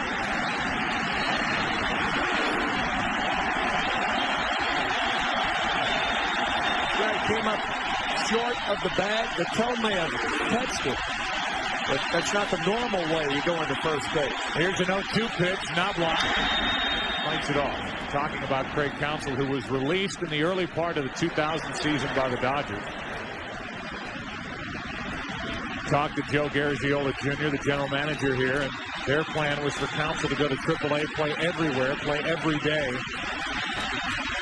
and work his way back to the big leagues. And while Counsell's a guy who has scored a World Series winning run, as Knobloch checks his swing. I think the Diamondbacks thought the answer might come back. Are you kidding me? Look at my resume. I've been in the big leagues. I've done the minor league thing. Forget it. He's jumped at the chance, went down there, worked his way back to the big leagues. And now with what he's done in this postseason, may have worked his way into a longer-term contract than just the year-to-year he's been going with. Here's a 1-2 to Knobloch. Left side for Womack. Kurt Schilling doing his thing. Craig Counsell doing his thing. Gonzalez in this game doing his thing. The Yankees not doing their thing. Bottom of the fifth, 9-1, Arizona. Welcome back to Phoenix, Arizona. Bottom of the fifth inning, and the third pitcher of the night for the Yankees is Sterling Hitchcock. Picked up by the Yankees in midstream. Hitchcock's first game this year was on July 3rd when he was a member of the San Diego Padres. Signed originally with the Yankees, back with them. Curt Schilling first up, takes the ball. Curt Schilling, who has such a genuine love for the history of this game. And his son Gehrig, after all the work that he and his wife have done for a Lou Gehrig's Disease Foundation. A guy who understands how this game was played years ago, and those who put on these uniforms before him. Certainly not the Arizona Diamondback uniform, but an understanding of the Yankee history. Although people thought that when he named his son Gehrig, it meant that he was a Yankee fan growing up. He was not. He was a Pirates fan. As he fouls one off the mask of Posada to even the count 2 balls, 2 strikes. Traded to the Diamondbacks in midseason last year from the Philadelphia Phillies, a team with whom he spent 9 years.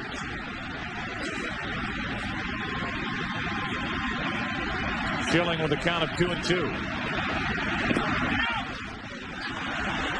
Appeal to first, and Mark Hirschbeck says that Schilling didn't swing. The count full, 3-2.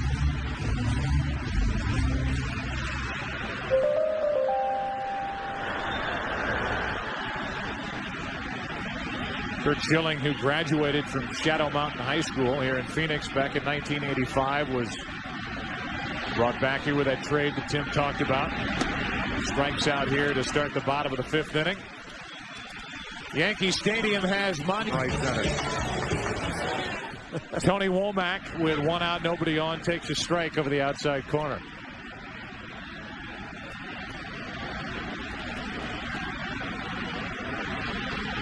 Good count for pool music. No balls, 2 strikes on Womack.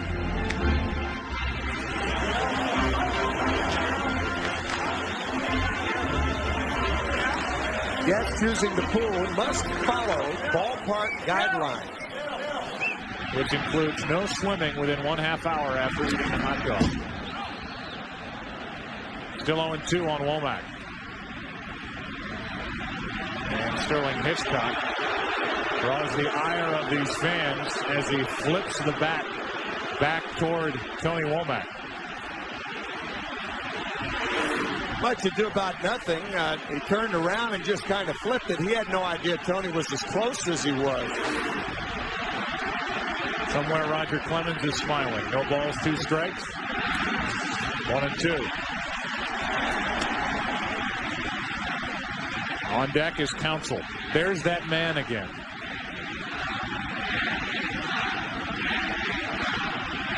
Tony Womack has been hit by a pitch. He has scored a run. Brosius got it. What a good play by Scott Brosius with a bare hand pickup. 2 out. Brosius is the best at this that I've ever seen. Gets it in his bare hand, transfers it somehow to his throwing fingers. He has small hands, and to be able to do it as adeptly as he is just remarkable. I tell you, you talk about transferring the ball to the tips of his fingers to throw. That one was almost like he threw a changeup over to first base. Knowing he didn't have a lot of time with Womack running. So with 2 out, nobody on, the batter is Craig Counsell. He takes a strike. You can show your support for the Yankees or Diamondbacks with an MLB Authentic Collection World Series cap. Call 1-800-365-0800 to get your player quality cap right now.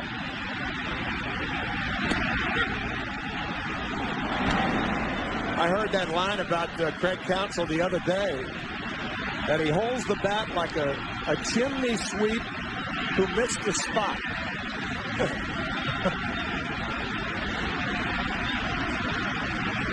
Very bumpy.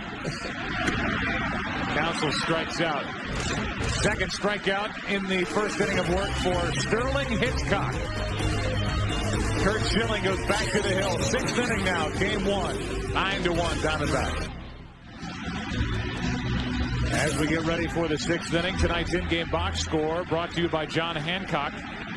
Chuck Knobloch 0 for 3 at the top of this lineup. Jeter hit by a pitch, and Bernie Williams a 2-out RBI double in the first inning. Otherwise, Schilling has been in control as the 6th inning rolls in. Here's Derek Jeter. And there's a strike. Joe, I think Bob Brenly's got to be thinking about taking Curt Schilling out of this game right now. He's thrown 70 pitches. He's got an 8-run lead. I know you don't have a good bullpen. Just a shattered bat picked up by Grace. The ball is, the bat ends up stuck in the ground off to the side of the mound, and Jeter is 0 for 2. Boy, that is a jam job right there. Sawed off right above the hands.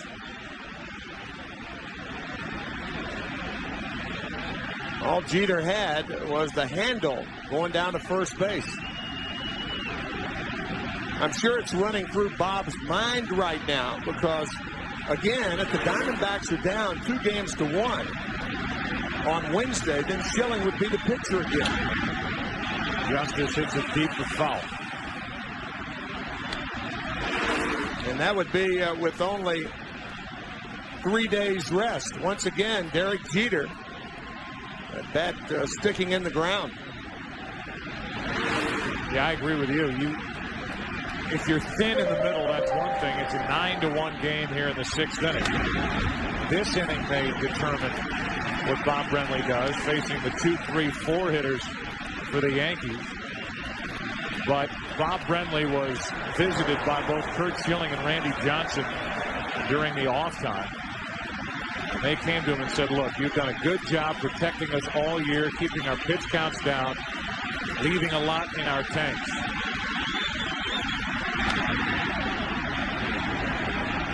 But if we get the opportunity and you need us, we are ready to work on short rest.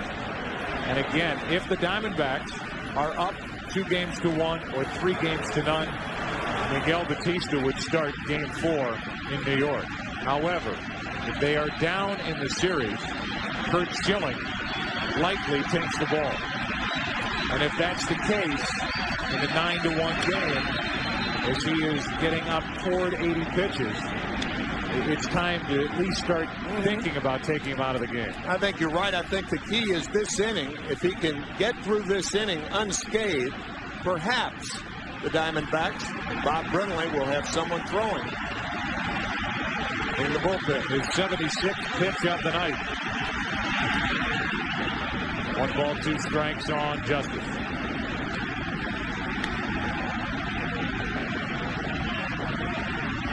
Justice 0 for 2 with 2 strikeouts. The reason he's in the lineup and Paul O'Neill isn't is because of his history against Curt Schilling. As you said back in the first inning, this is a different Curt Schilling than the pitcher David Justice has faced before.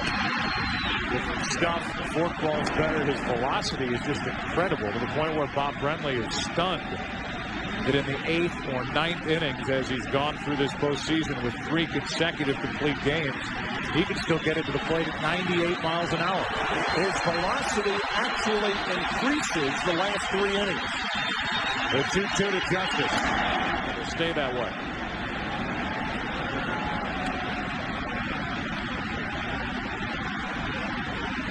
So 78 pitches. Part of the order here in the 6th inning. Right now, Justice, Bernie Williams on deck. 1 out, nobody on. 2 balls, 2 strikes. And a full count.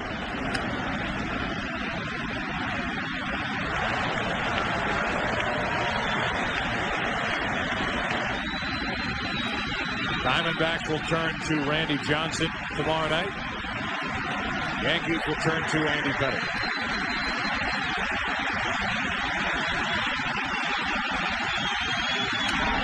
It stays full on David Justice.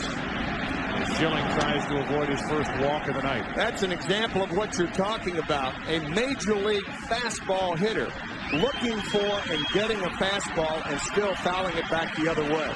That's an example of how Curt Schilling just overpowers hitters.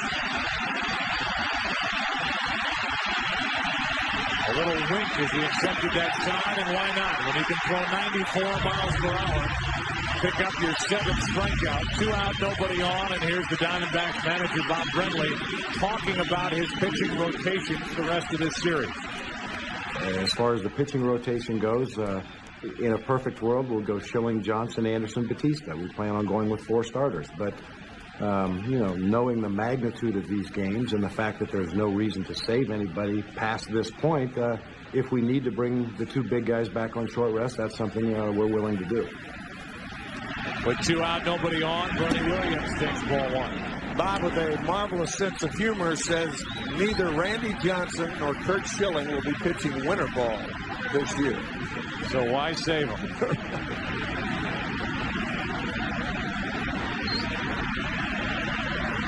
Randy Johnson, 6'10", 235-pound left-hander, is 2-0 against the Yankees in the postseason. That was back in 1995 in the division series. 1 start, 1 relief outing. 2 balls, no strikes on Bernie Williams.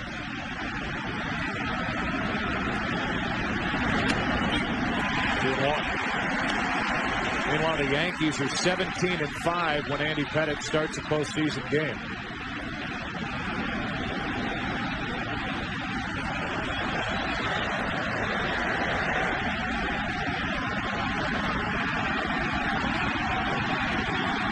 Bernie Williams hitting .271 now in his career in the postseason. Off the plate, Counsell in, bats in. Inning over. A 1-2-3 inning for Curt Schilling. We go to the bottom of the 6th inning here in the desert. 9-1 Diamondbacks. Curt Schilling and Randy Johnson talking it over on the Diamondbacks bench. Bottom of the 6th inning. Arizona bats Luis Gonzalez, Reggie Sanders, and Steve Finley. The 3, 4, and 5 hitters against Sterling Hitchcock, who had a perfect 5th inning, his first inning of work. Strike 1. Curt Schilling and Randy Johnson, professional friends. Curt Schilling has been helping Randy with his splitter. Johnson just started throwing it this year. Constantly talked between them. Gonzalez down the right field line. Foul ball. And really, it's Schilling who says the last guy to really get him over the hump with regard to his preparation for a game was Randy Johnson. Yeah. They complement one another in that regard.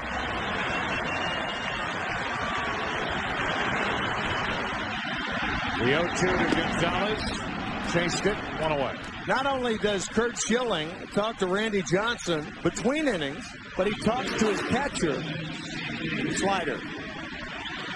Fastball. Slider. Slider. Okay, I'll go with the slider. And then he throws the slider to Bernie Williams. That missed.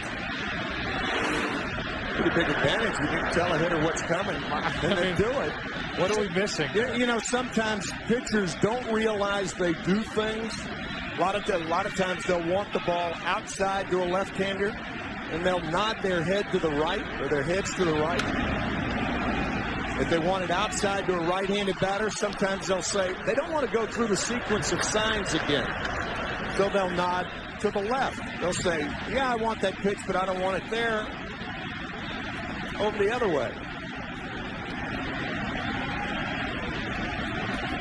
Not all pitchers do that. Not many pitchers are good enough to do that and get away with it. That's right. Schilling is obviously one who is. And as you say, he may not even be aware he's doing I bet he isn't. You hear so many times about a struggling pitcher, and they'll say, well, we figured out that he was tipping his pitches by the way he held the ball in his glove. Schilling is just telling the hitter what's coming.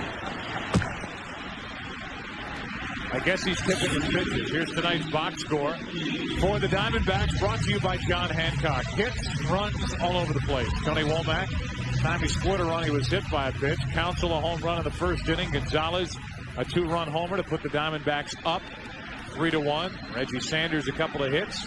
Damian Miller 2 out of 3 with an RBI. The home run by Gonzalez, a 2-run homer back in the third inning with a game tied.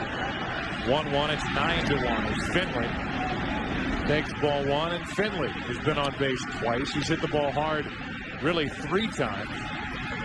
You see the postseason average of 361. He has been their most consistent, if not thrilling hitter. Thrilling is Counsell. Consistent is Finley.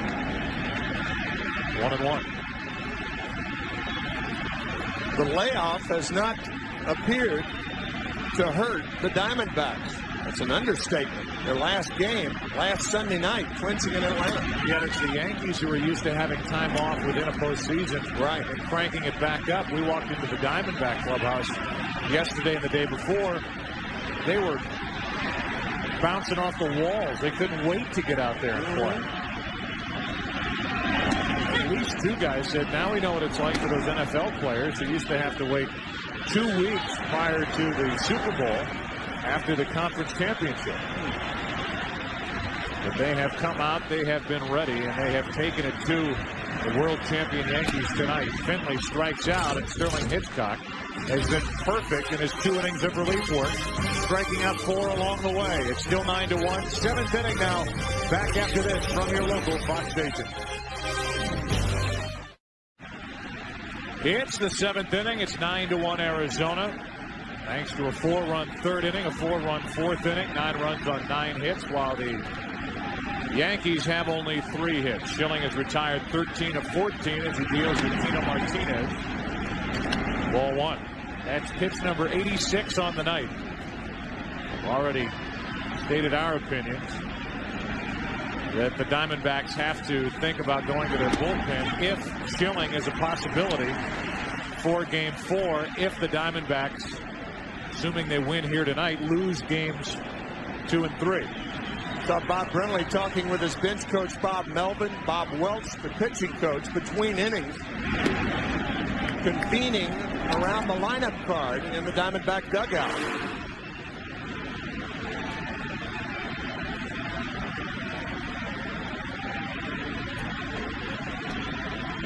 Here's a 2-ball 1-strike pitch. Martinez pops it into left center field. Finley. 14 out of 15 retired by Curt Schilling. On with Posada digging in case you're wondering what the biggest comeback is in postseason history. It's an 8-run deficit that the A's came back from to defeat the Cubs 10-8. It was 8-0 after 6.5 innings. And the A's came back to beat Chicago. The A's won in 5 games that year. As Posada takes ball 1. That is the only time a team has come back from an 8-run deficit in any postseason game. The Yankees' biggest come from behind win was the 6-run deficit they had after 5 innings in the '96 World Series Game 4. Game that was tied eventually on that 3-run home run by Jim Leyritz.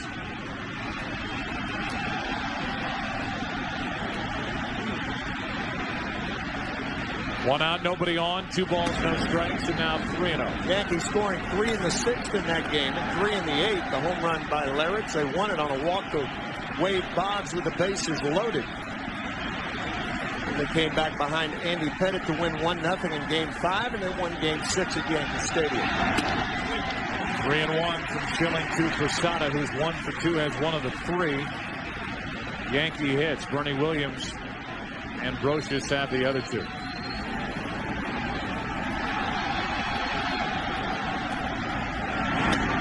That's the first walk of the night from Curt Schilling, and it comes with one out here in the seventh. As you and I both know, Joe, having worked with Bob Brenly, we understand how quick a learn he is.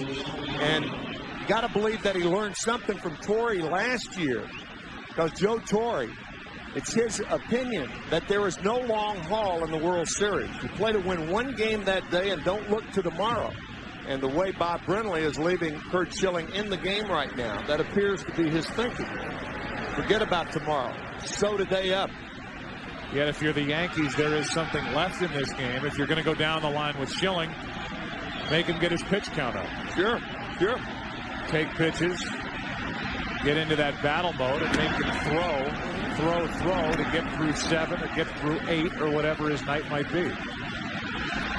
If he beats you, make it as difficult as you can make it on him. With an eye on game 4. A 1-0. 1 ball, 1 strike.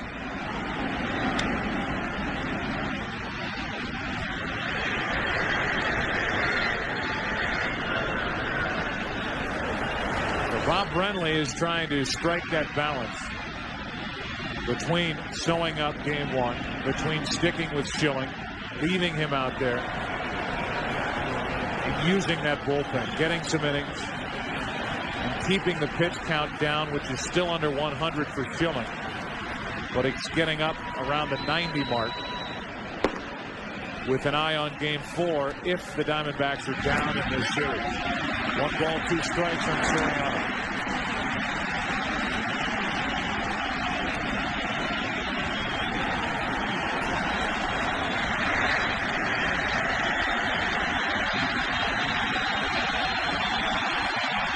Schilling has struck out 7.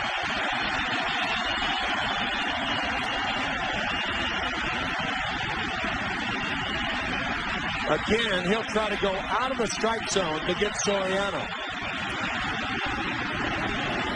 But Soriano has a weakness, and he will get better at that. It's pitch selection with 2 strikes.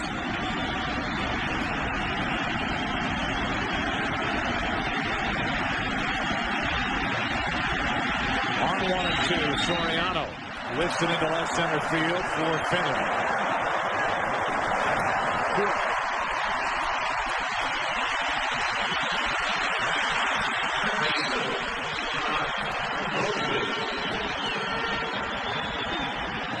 Just to further the point, if Schilling gets through this top of the 7th inning and it stays 9-1, no matter if the Diamondbacks score in the bottom of the 7th inning or not, I personally would be surprised if Schilling went back out there for the 8th inning. Yeah, I would be too. Schilling is into this mode now where he's winking as he comes to the set position after getting his sign from Damian Miller. I've seen him do it twice. He did it just prior to that last pitch.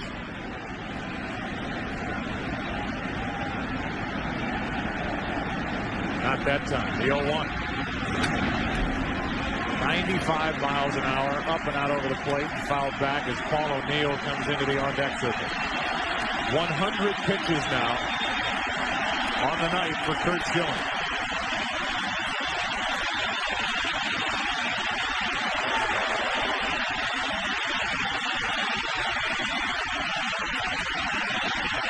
There's an 0-2.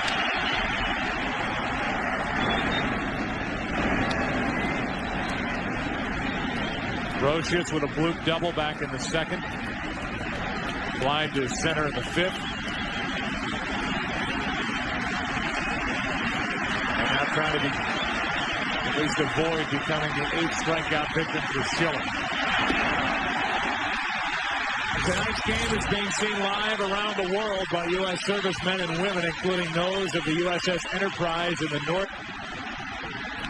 Please remember, Radio Shack is a collection site for the September 11th Fund benefiting survivors, victims, families, and rescue personnel. The September 11th Fund is a collaboration of United Way, the New York Community Trust, and the Council of Foundations. We welcome you back to the bottom of the 7th inning, a 9-1 Arizona lead in game 1. Matt Williams taking ball 1 from Sterling Hitchcock. who has been perfect in 2 innings of relief work. 2-0. And both Mike Morgan and Miguel Batista are warming. So Bob Brenly thinking, if I'm going to pinch hit for Curt Schilling, and Schilling's spot is due up fourth, I might as well get some production out of it. Williams gets a base hit up the middle. First hit for Matt Williams. He's also reached on an error and driven in a run with a sac fly.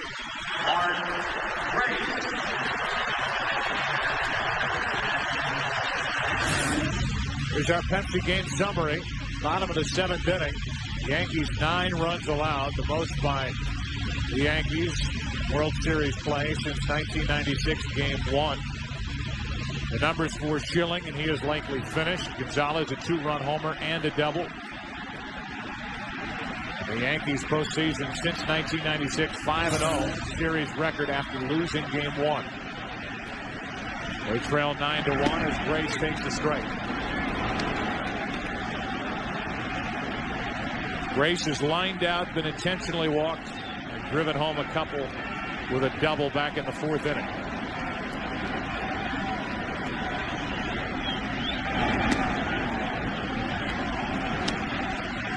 Just speculating, because the Diamondbacks appear to be having the best of both worlds tonight, winning handily, and with the opportunity of resting Curt Schilling. 2-1. And bringing him back, maybe, and of course this is just speculation on my part, but bringing him back whether they're down 2-1 or up 2-1. That's the option Bob Brenly has with his ace right-hander. Grace hits it hard into right. Justice. 1 out. Mark Grace, who came into this game with a career postseason average of .356, has had good swings all night. The Yankees walked Grace back in the 3rd inning to get to Damian Miller. Runners on at 1st and 3rd, and 2 out. Miller doubled down the left field line. He's 2 out of 3.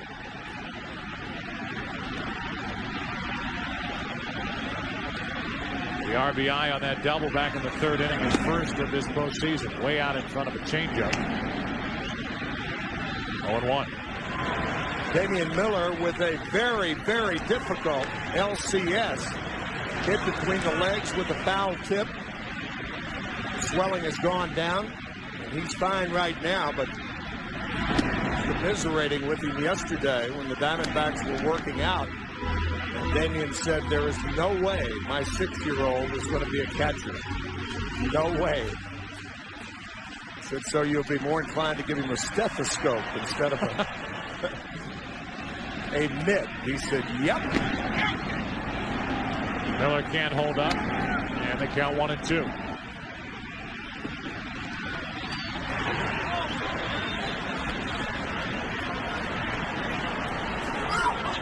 Jay Bell is in the on-deck circle. Barring a double play here in the 7th inning, it appears Bell will hit for Schilling. Miller strikes out, 2 out.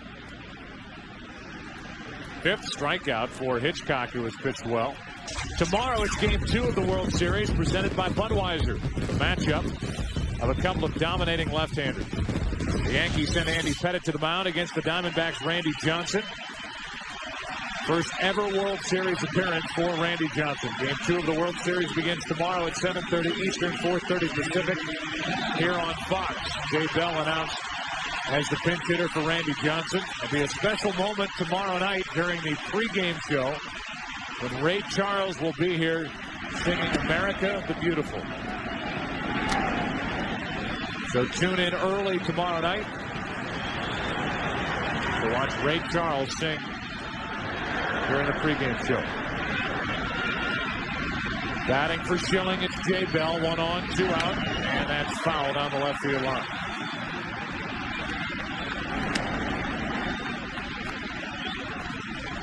So Schilling, his night.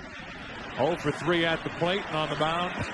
7 innings, 1 run, 3 hits. And there is Miguel Batista. getting ready to work the 8th inning. Bell. That's on the inside corner. And how about Sterling Hitchcock? 3 innings, 6 strikeouts, only 1 hit. We go to the 8th inning of game 1. 9-1 Diamondbacks. Curt Schilling is finished after going 7 strong innings for Arizona. And Paul O'Neill swinging at the first pitch he sees from Mike Morgan. Pops it up to short, 1 away. And Batista Morgan getting loose. It's Morgan who gets the nod, and there are the numbers this postseason for Mike Morgan, who came to the big leagues back in 1978. And it's never been in a World Series, and there is nobody any happier than Mike Morgan. That's on both teams. Speaking of teams, he has been with 12 of them, as Mike Stanton, the left-hander, will be the pitcher in the bottom of the 8th for Joe Torre's Yankees. 1 out, nobody on. Knobloch takes the strike. Knobloch 0 for 3. He's popped up twice, grounded out. That was against Schilling. Against Schilling, 7 innings, 1 run, 3 hits. 1 walk, 8 strikeouts. Hit a batter. And is in line for his 4th win of this postseason. And his 8th postseason start. About to up his record to 5-1.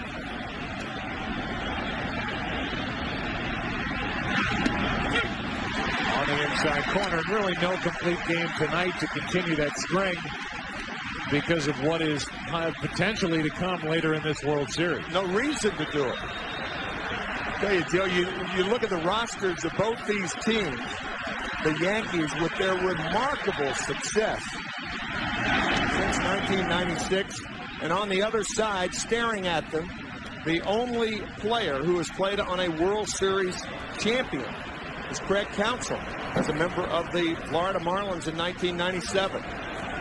Schilling has been in the series, but not on a winner. The 93 Phillies lost to Toronto. Swindell, the lefty. Batista still throwing down to the bullpen for Arizona. 2-2 pitch to Knobloch. Off the hands on 1 hop to Womack. Low throw, but out, 2 away.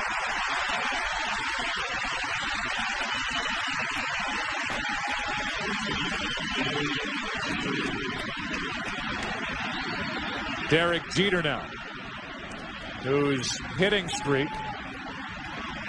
is in jeopardy here with this at bat. He's hit in 14 consecutive World Series games.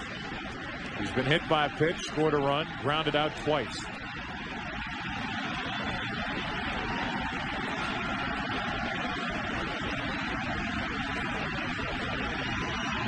Two out, bases empty.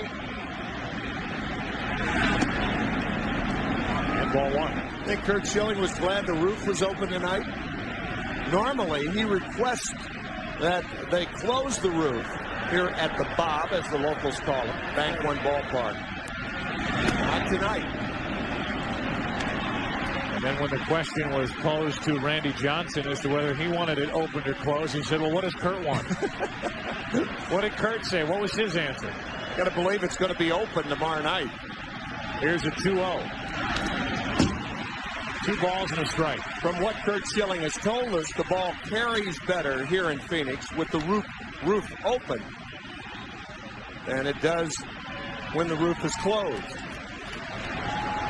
Not much good contact against Schilling tonight, while on the other side, Counsell hit a first-inning home run. Gonzalez hit a third-inning home run. 2 balls and a strike, and Jeter hits it at deep center field. Back is Finley to end the inning and possibly end the hitting streak for Derek Jeter.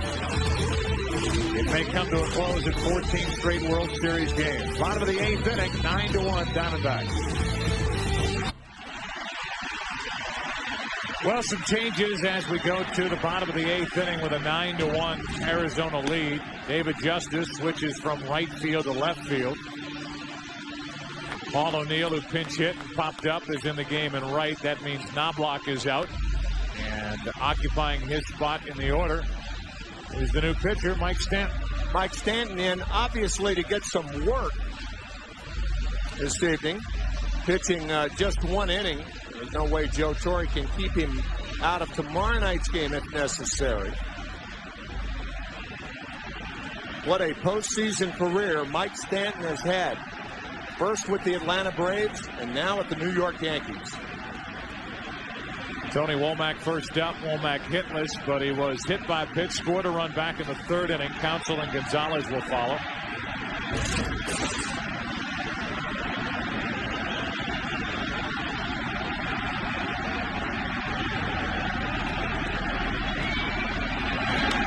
And he goes after the first pitch. Shallow left center. Bernie Williams. Nice running catch. 1 out. That'll bring in Craig Counsell, who's been busy here in game 1. A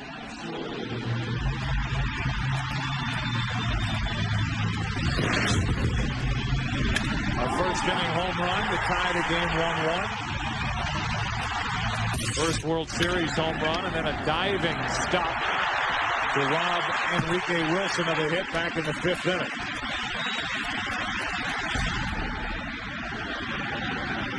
Here he is with 1 out, nobody on in the 8th. Ball 1 from Stanton.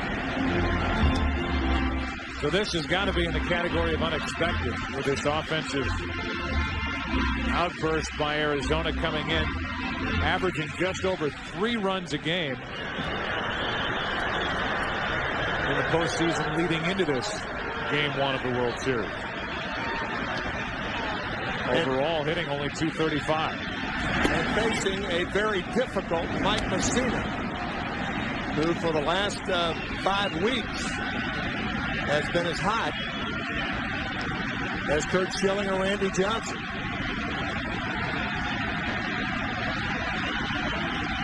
Schilling has done his job. Now, Randy Johnson tomorrow night. Good play by Soriano. First year at the position. And a good play to his right, 2 out. That brings in Luis Gonzalez, proud dad of triplets, born June 26th of 1998.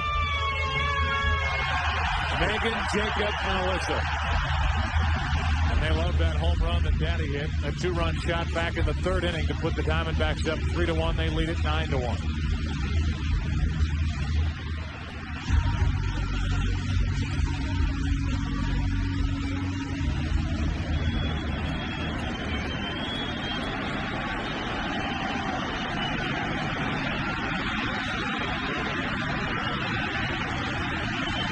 Homer, a double tonight in between 2 strikeouts. A ball outside. These hitters, guys like Counsell, Womack, Gonzalez, happy that they get a look here at Mike Stanton in a blowout game. Tuck it away for later on when facing Stanton in a more important situation. Tino Martinez takes care of his boyhood friend. Martinez to play to his right to retire Gonzalez. We go to the 9th inning. It's 9-1 Arizona. 9th inning. The Arizona Diamondbacks team now has Greg Swindell on the mound, veteran left-hander. The average age of the players on this Arizona team, 32 years, 133 days. The second oldest in the major leagues this season to Seattle. As Spencer pops it up on the infield.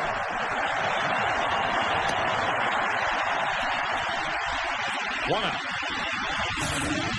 There it is right here. You can see the position players.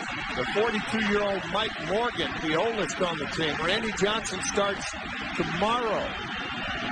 He's next oldest. Only 3 players on the roster from the original expansion list of players drafted back in 1997, November of 97. Only 5 players on this roster with any World Series experience. 1 out, nobody on. Bernie Williams. Strike 1.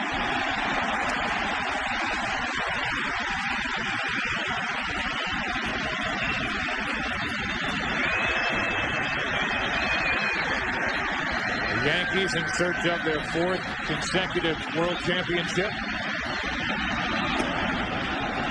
Are down 9-1 here in the 9th inning of Game 1.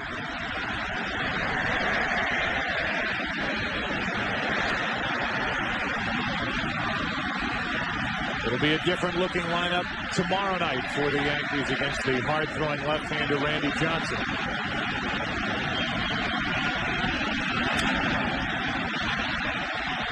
Out of play in the count 1-2. Expect Velarde in the lineup for New York. Expect Shane Spencer in the lineup. Paul O'Neill will not get his first start until Tuesday night. And David Justice will be sitting tomorrow. But perhaps not Tino Martinez. Maybe, said Joe Torre. 2 balls, 2 strikes on Williams. Saw that coming up after this game, your late local news. Yankees in World Series play. Last time they had 3 or fewer hits. Game 3 against the Dodgers, that 1963 season. When the Yankees faced a similar 1-2 punch at the top of the rotation for the Dodgers.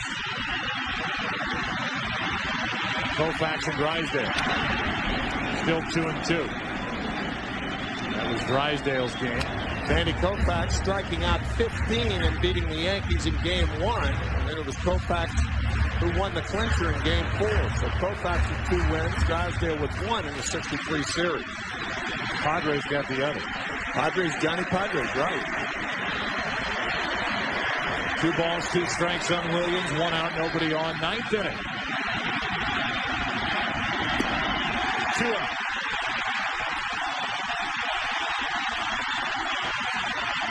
Yankee fans need no reminder that in 1963, with those 2 guys pitching, Koufax and Drysdale, the Yankees scored a total of 4 runs in 4 games.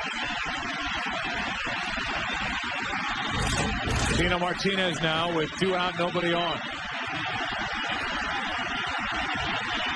Spencer popped up. Williams struck out.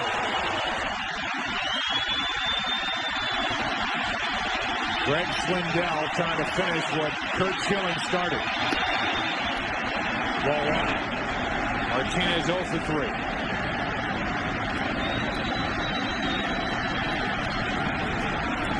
Joe Torre wanting to see the kind of at-bats that Tino Martinez got in Game 1 before deciding if he would be in the lineup in Game 2. That's foul. 1 ball, 1 strike. You have a lefty on a lefty right now with Swindell against Tino Martinez. But there is no left-hander in the world who can give you what Randy Johnson gives left-handed hitters. Fits.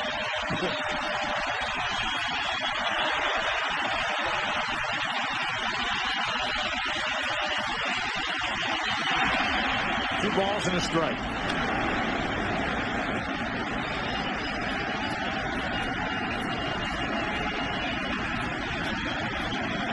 The Yankees facing their 4th consecutive different opponent in the World Series.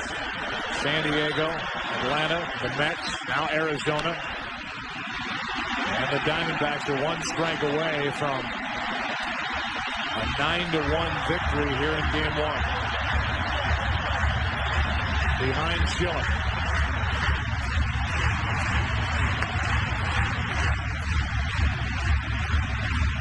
Clemens slated to go in Game 3.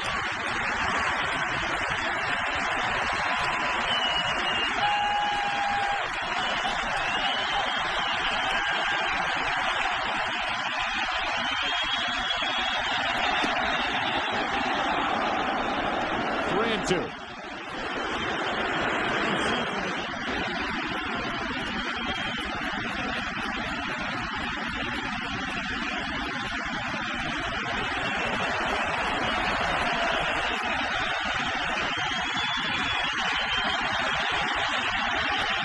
2-out walk. That'll bring in Jorge Posada. There is action for the Diamondbacks in their bullpen, but not with Posada coming up, the switch hitting catcher. Might think that odd, Greg Swindell throwing a slider on a 3-2 count when he's 8 runs down with 2 out in the 9th inning. But a lot of pitchers, Swindell included, think that they can get the slider over as well as they can the fastball.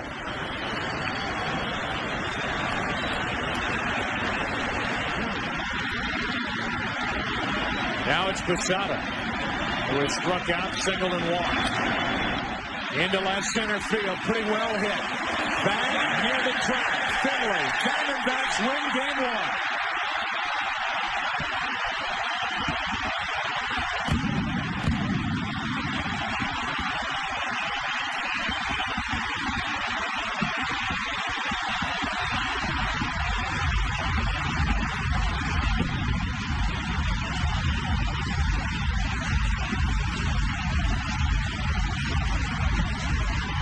How many starting pitchers do you see go out on the field to shake hands with the guys who provided the offense? Not many.